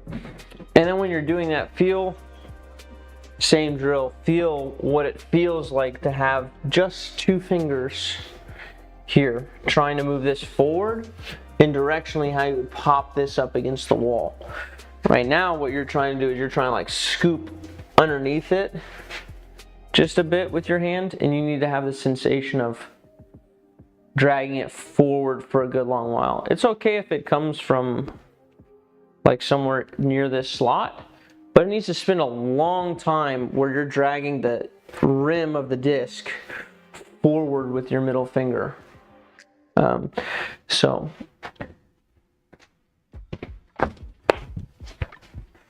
like if it was a ball, I'd be here on the back of it. If I was throwing flat, I'd be here, right? And then I'd push and roll this way. Right now what you're doing is you're kind of turning your hand a little bit. You're going from here and going boom and turning the hand to where you're trying to throw like this, right? With your fingers like underneath the ball, right? So you've got to get it to where you're pushing from behind it. And behind for us is the inside of this rim. So don't turn it to where your fingers are trying to push against air here. Right, keep that disc in front of that middle finger and then pop against that in the end.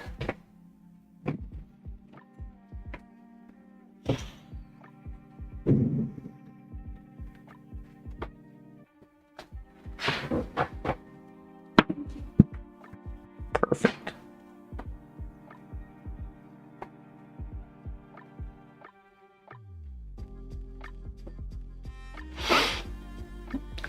Good morning.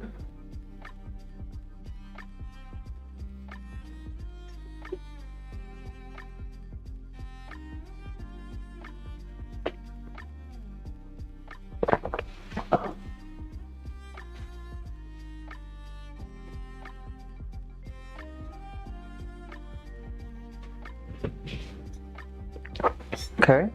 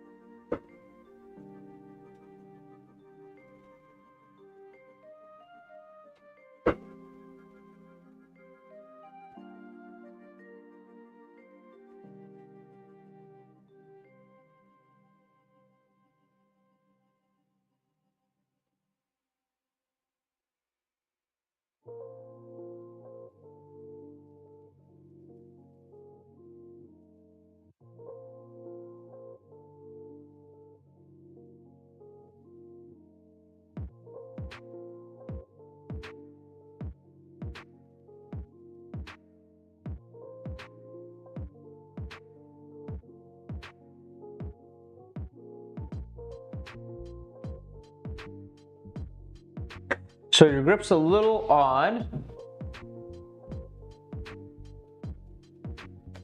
How far are you throwing, Mark, roughly?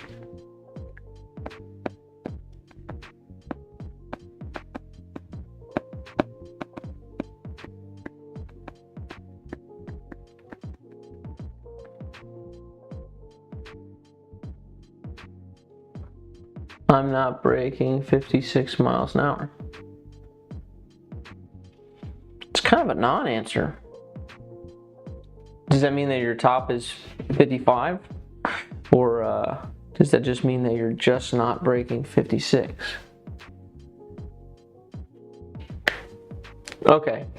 Yeah, your hand, like, I would visit grip a little bit. The grip seems a bit odd to me, like in the motion, the way that the disc is kind of moving seems like it's, you don't have like a lot of purchase on the disc.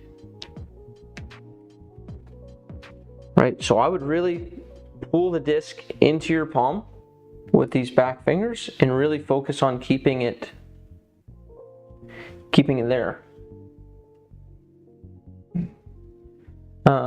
Just because the hand's clearing a bit too much and it comes out a little wobbly and nose up. Yeah, it's just, you've got a very active move coming off the disc here that we can see. It's gonna make it tough to get some good interaction with the disc. So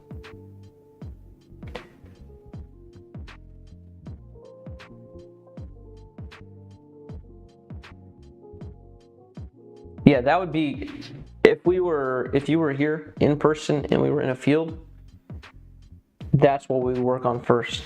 Is like, okay, the grip seems a little odd to me. Seems like there's a little bit of weird interaction going on there. Pull fingers in to the palm. Keep it down. Because you're definitely opening. You don't see pros go like this, right? It's not like closed and then they're like, pew, and they're open all the way back here, right? Usually they're closed back here.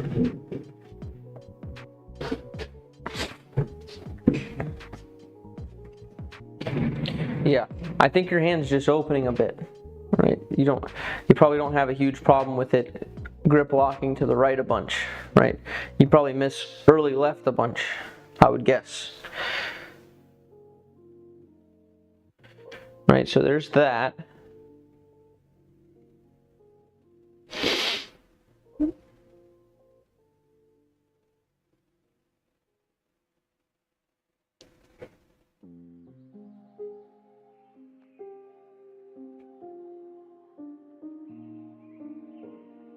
And then on top of that, I'd work on planting before throwing. Right, so grip, keeping it in your hand, keeping it closed, focusing on the closed shape. Plant. Then my grip was very strong.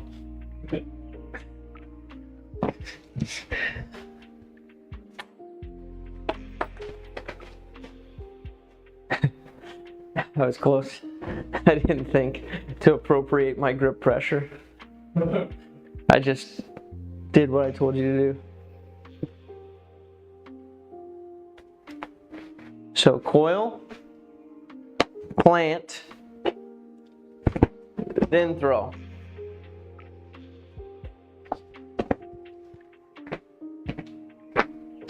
Because you're uncoiling during your final stride, right? So coil whole time, and then once your foot hits, so that would be here. Now you're, at this point, your arm should be in this position, right? So leaves that position a good bit too early.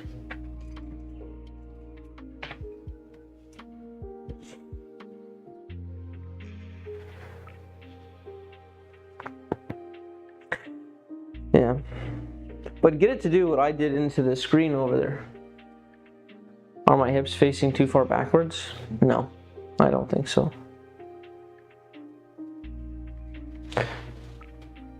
Yeah, if you're not concerned about it going crazy like that, at some point in your disc golf career, then you're probably actively opening a bit. So.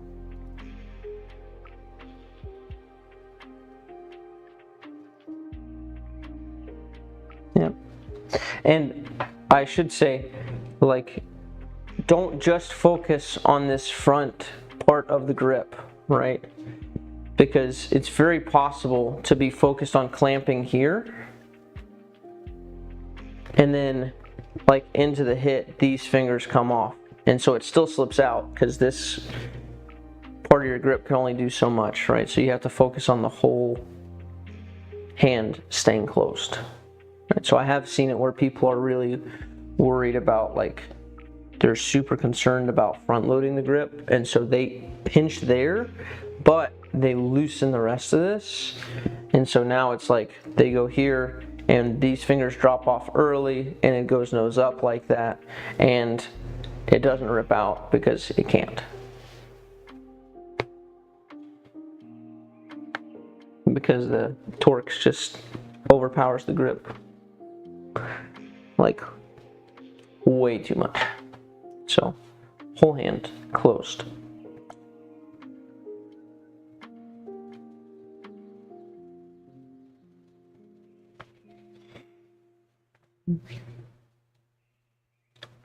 Roger, roger.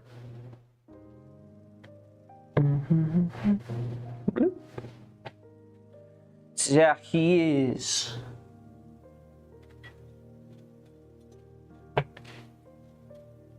This is Dylan. This is Dylan. You know, I could live in that. Yeah, you could. What in the world I put? Hold on.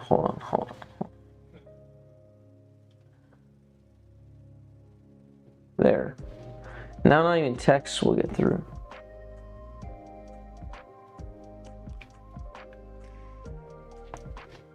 We'll start over, Dylan. Here we go. Emily. World's prep.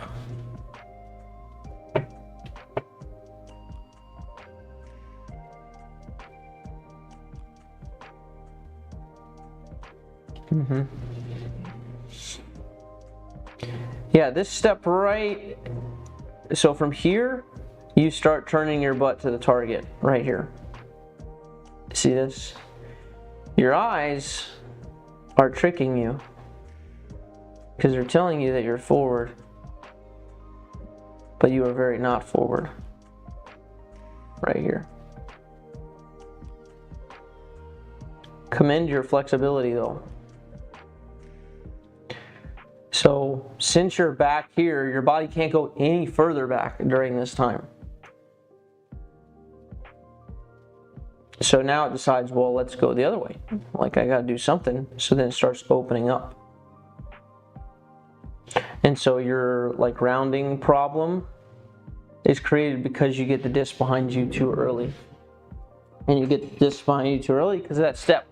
It's all this meddlesome step. So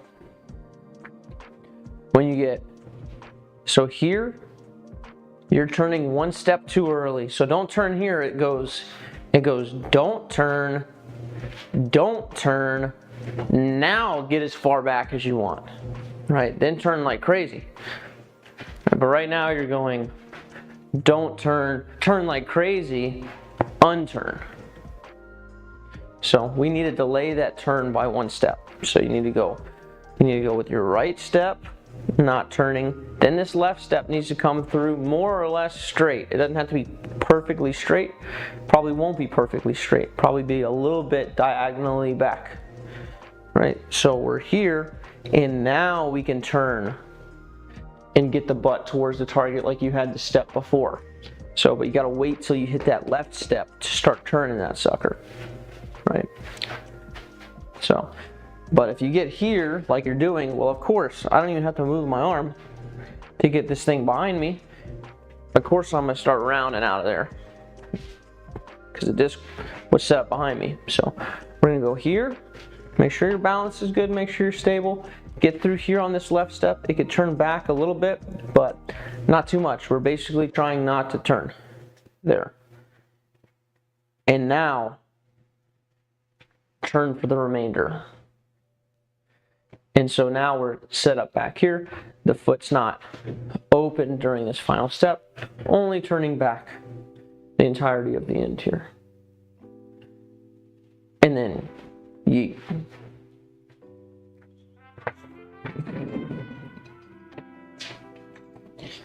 Then you have way more room to swing.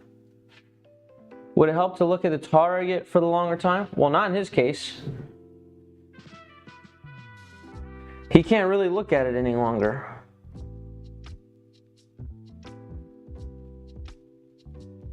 Right, he got turned back while he was looking at the target. So he'd have to look at like that truck next door. Right, but you're not going to recommend somebody do that. So for some people it does help to look at the target, but that's not a fix for him because he's definitely doing it. Target. Right. So.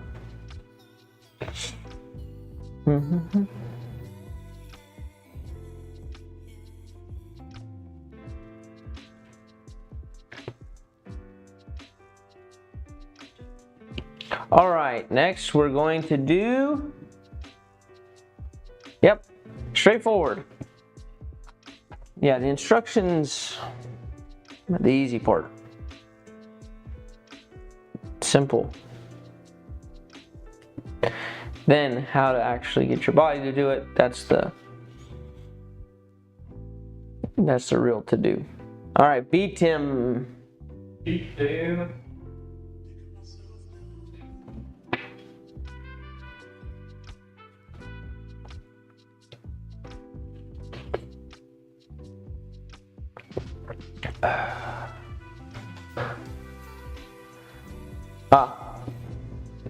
Right, here's another one. Back already. You almost tried to get away with it, like cutting off his feet. Yeah, you can't fool me. And not. You can't fool me by hiding your feet. I know exactly what those toes are doing all the time. Keep track of the toes.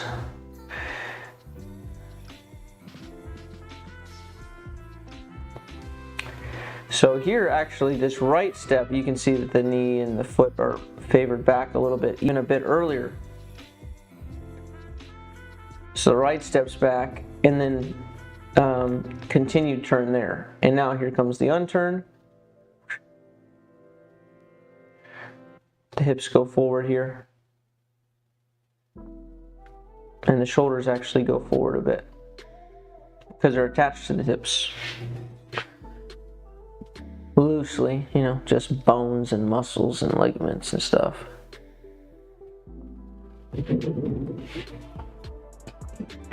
All right, here we go. So we're gonna work on full walk up here. So full walk up. If you're doing a left step, you'll need to do a forward step with a flare here. And then this right step is just side on. It's just another 45. So this first step we go 45. And then we're side on now. And we're gonna lock into this side on position because we're not gonna turn from here. So there does need to be a little bit of stagger by the time you get here, because their next step, we're gonna try to go straight through. But if your feet aren't staggered, well, two options. You don't go past this right foot, or you have to go around because they're in line with each other, right? So we're gonna go instead left here. So now we're locked in side on, a little bit of stagger here. So we're gonna stay side on here. And now we can turn. So now we're gonna turn away from the target. And that's where we get our coil. So this is the footwork that you gotta kind of groove out. So straight step with a 45-degree flare with the left. So flare step. Now we're side on with a little bit of stagger. Now we're gonna stay here. And now we're gonna turn back. Again, left foot with the flare, side on with a little bit of stagger, stay here, now back.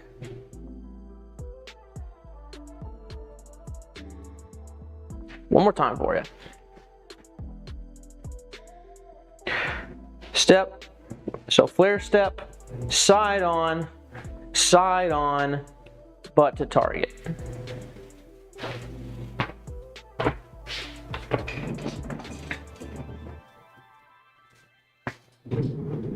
Of course, all in a balanced posture.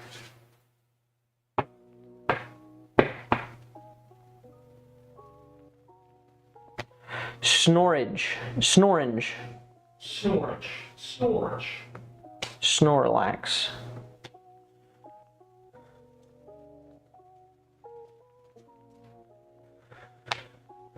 Ba-ba-dee-bee-da-ba. Ba-ba-dee-bee-da-ba. Here's his flare step. Get side on here. Stay side on here. And a turn. Okay, so where did he mess up? Chat.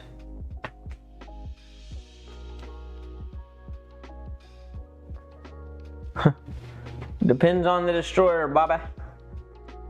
So I was about to say, Josh will answer questions like that. The live stream. JJ. So right here, turn. Shoulders doing a good job turning. Watch this sneaky little front hip. It was turning, it was following the shoulder a little bit, and then right here, it starts changing direction and says, I'm gonna start turning open.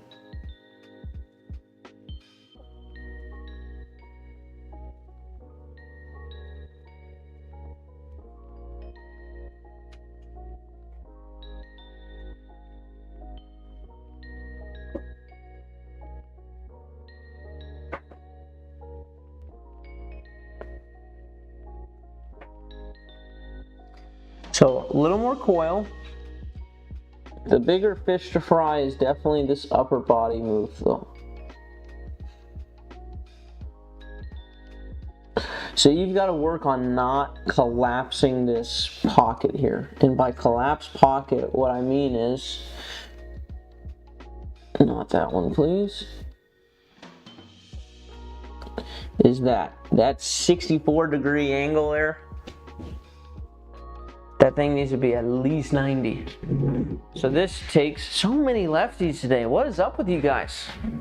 They almost outnumber the right. Almost outnumber the righties. Pumping the averages up. Not really. Because there's some days where we only have like one. So it's all averaging out today. Law of large numbers and all that jazz. Alright. So when you come through here, from this moment, you need to already have enough space here in the pocket. Right, so there should already be enough space here, and you've got to maintain that space. So if you keep this upper part of your arm super noodly and your shoulders go forward, well, that's where you're going to collapse. Okay, so this is an active maintenance of the space. That means that there's going to be tension somewhere in the upper part of your arm here to make sure that this doesn't just stay super noodly. Right, so here, move forward and keep that space there. Don't just let this hang totally back. So here, you can either, as you move the shoulders forward, maintain that space. Even better would be if you can move your elbow forward, growing that space as you go, like that. All right, so you can move your hand forward with it on the back of the disc here, like this. So if you focus keeping your hand on the back of the disc and kind of moving it past your body, you should be able to keep this space here between like your chest and your bicep greater than 90. Anytime you keep this too loose and it gets back here, or your shoulders beat the hand forward, you're going to get in this sub 90 position. It's just a tough position for the arm to work its way out of. So here, forward.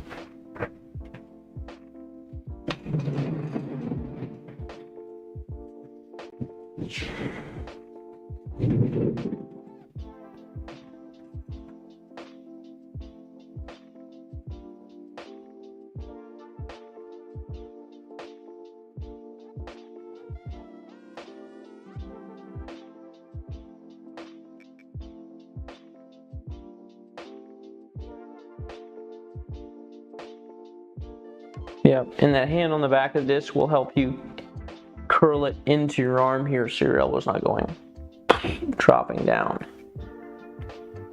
The elbow's going to move forward, right, and bring the disc in with it.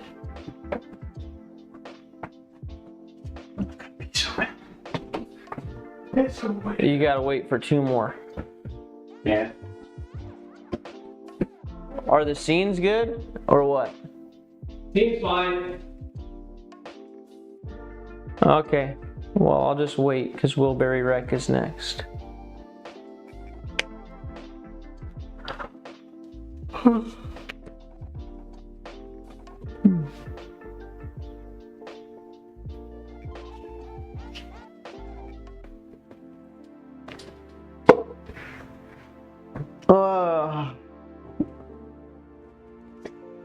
Maybe we'll play New London today.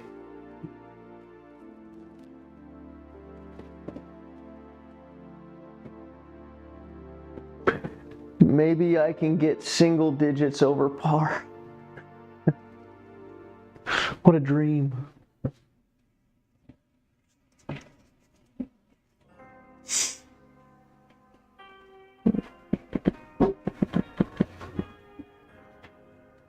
Oh yeah, John.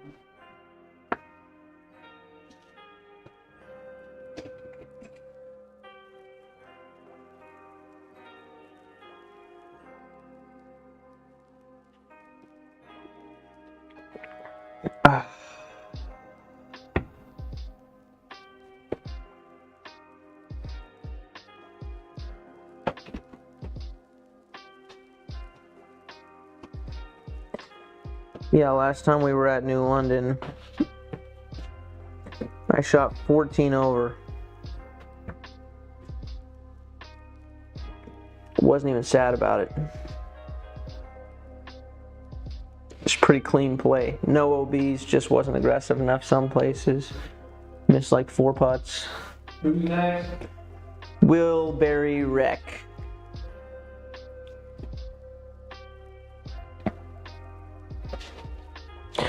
Ba-dum, ba-dum, ba-dum, dum.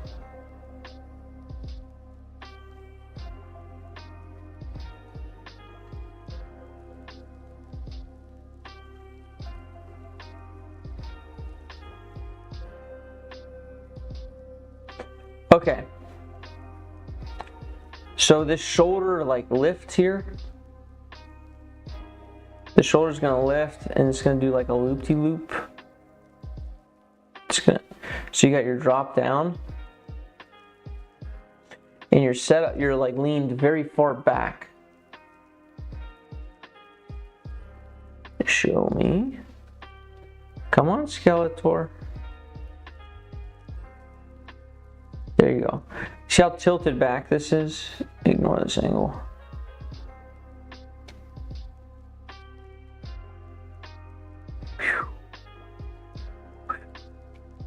Right? Unless you're trying to throw super high, we're not really looking for this tilt. So I would predominantly spend time on posture. Like this doesn't need to be super up here. I would glide a bit more. Level it out a bit more. So there's no need to do a big like a big lift here. So we're not trying to swing this like lower body underneath. We want to stay kind of A-framed up. So A-frame is just kind of what I call posture balance type deals where your head's always centered up between your feet. So you want to be here, right, head centered between feet. Right, if I do this, now my head starts going over this back foot. Right, so here, same thing here, head centered between feet. Not looking to go here for certain, and then probably not here either, right, unless I'm throwing pretty high. Right, so here. And then as we move during this last step, still centered, still centered, still centered, still centered, but not here, right? If I dip my head back and I kind of lean upwards, that would be not an A-frame, be like a little lean-to. And so we're here with the coil. This helps us stay on plane for the throw, and our hand likes to move where our posture is kind of aiming it, right? So again, here, balanced, A-framed up the whole time. And then the big one is that drift move while we're balanced. On a door frame, not a bad idea at all. To learn to glide here.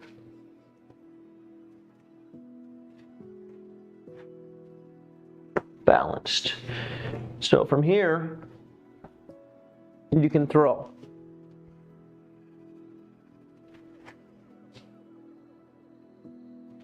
And now you got everything clearing up. But I'd spend time hunkered down on postural stuff.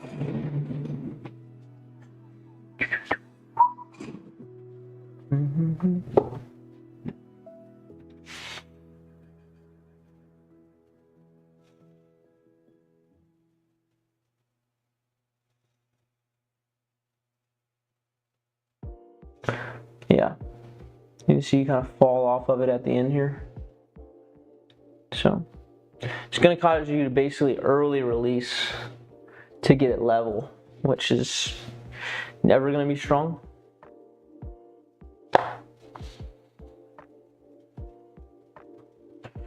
All right, last one is Steve Cuber Pi. Pi. 3.14.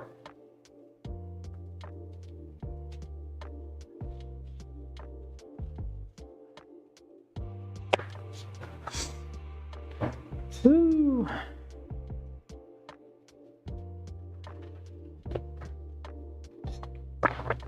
Last review. After this, we're gonna post sometime later today. Is it gonna be immediately after this, Mikey, or immediately after this? We're gonna put up our review of the Clash cookie. So don't just hop off right away, unless you don't want to see the review. Then hop off, or you got stuff to do. Hop off. I'm not in charge of your life. Do what you want, man. Oh, there you are.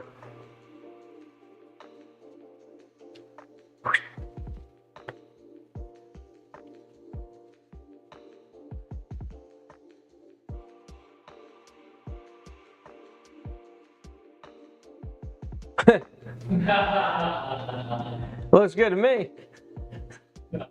Great. Okay, well, it only seems apt that we would finish it with another backwards X step. Been so many of them today.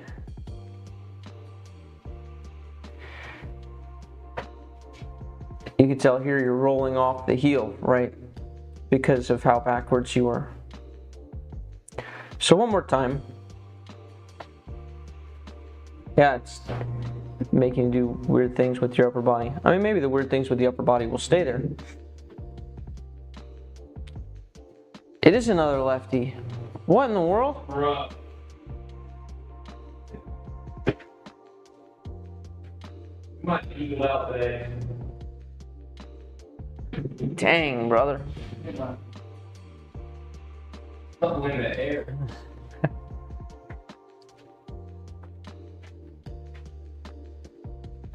Okay, lefty. This side of the T-pad never gets this much start time. It's always the closer. All right, so what we need to do is here, this left step, good to go. We're not turning here. This next step, you need to avoid turning backwards right here during this next step. It's gonna put the disc behind you. Now your line is this way, right? Unless you unturn, which you do. But you see how I came off the heel there? That's because you're trying to build your momentum that way. But you get too turned back here, so now all you can do is like fall back off of this heel and open up early.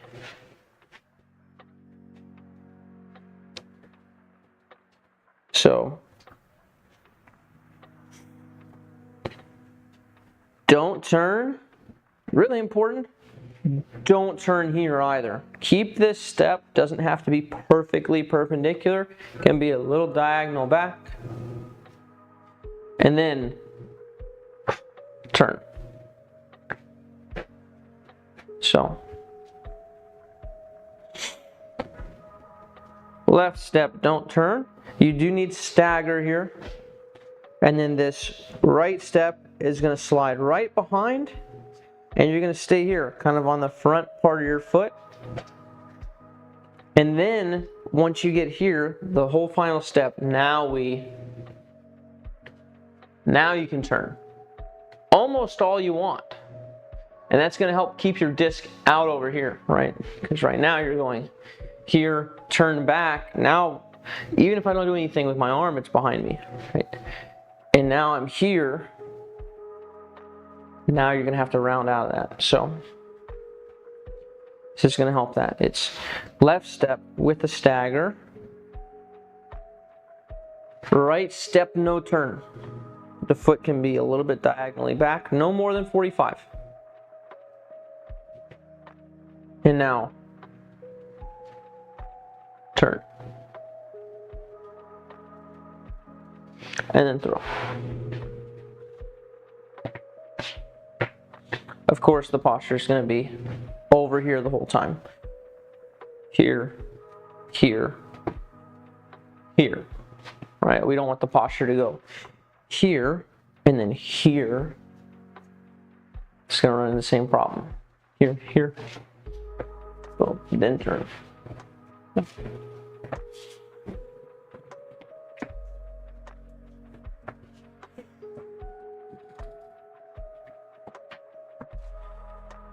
All right. That's it. Yes, we live by the world's courses, or we play New London often enough. Have not played the golf course yet. Have not really seen the golf course yet. We have our concerns. But, yeah. Maybe we'll go get wrecked by New London today. Maybe we'll conquer it. Yeah. Maybe we'll throw 1,000 rated around. Who knows?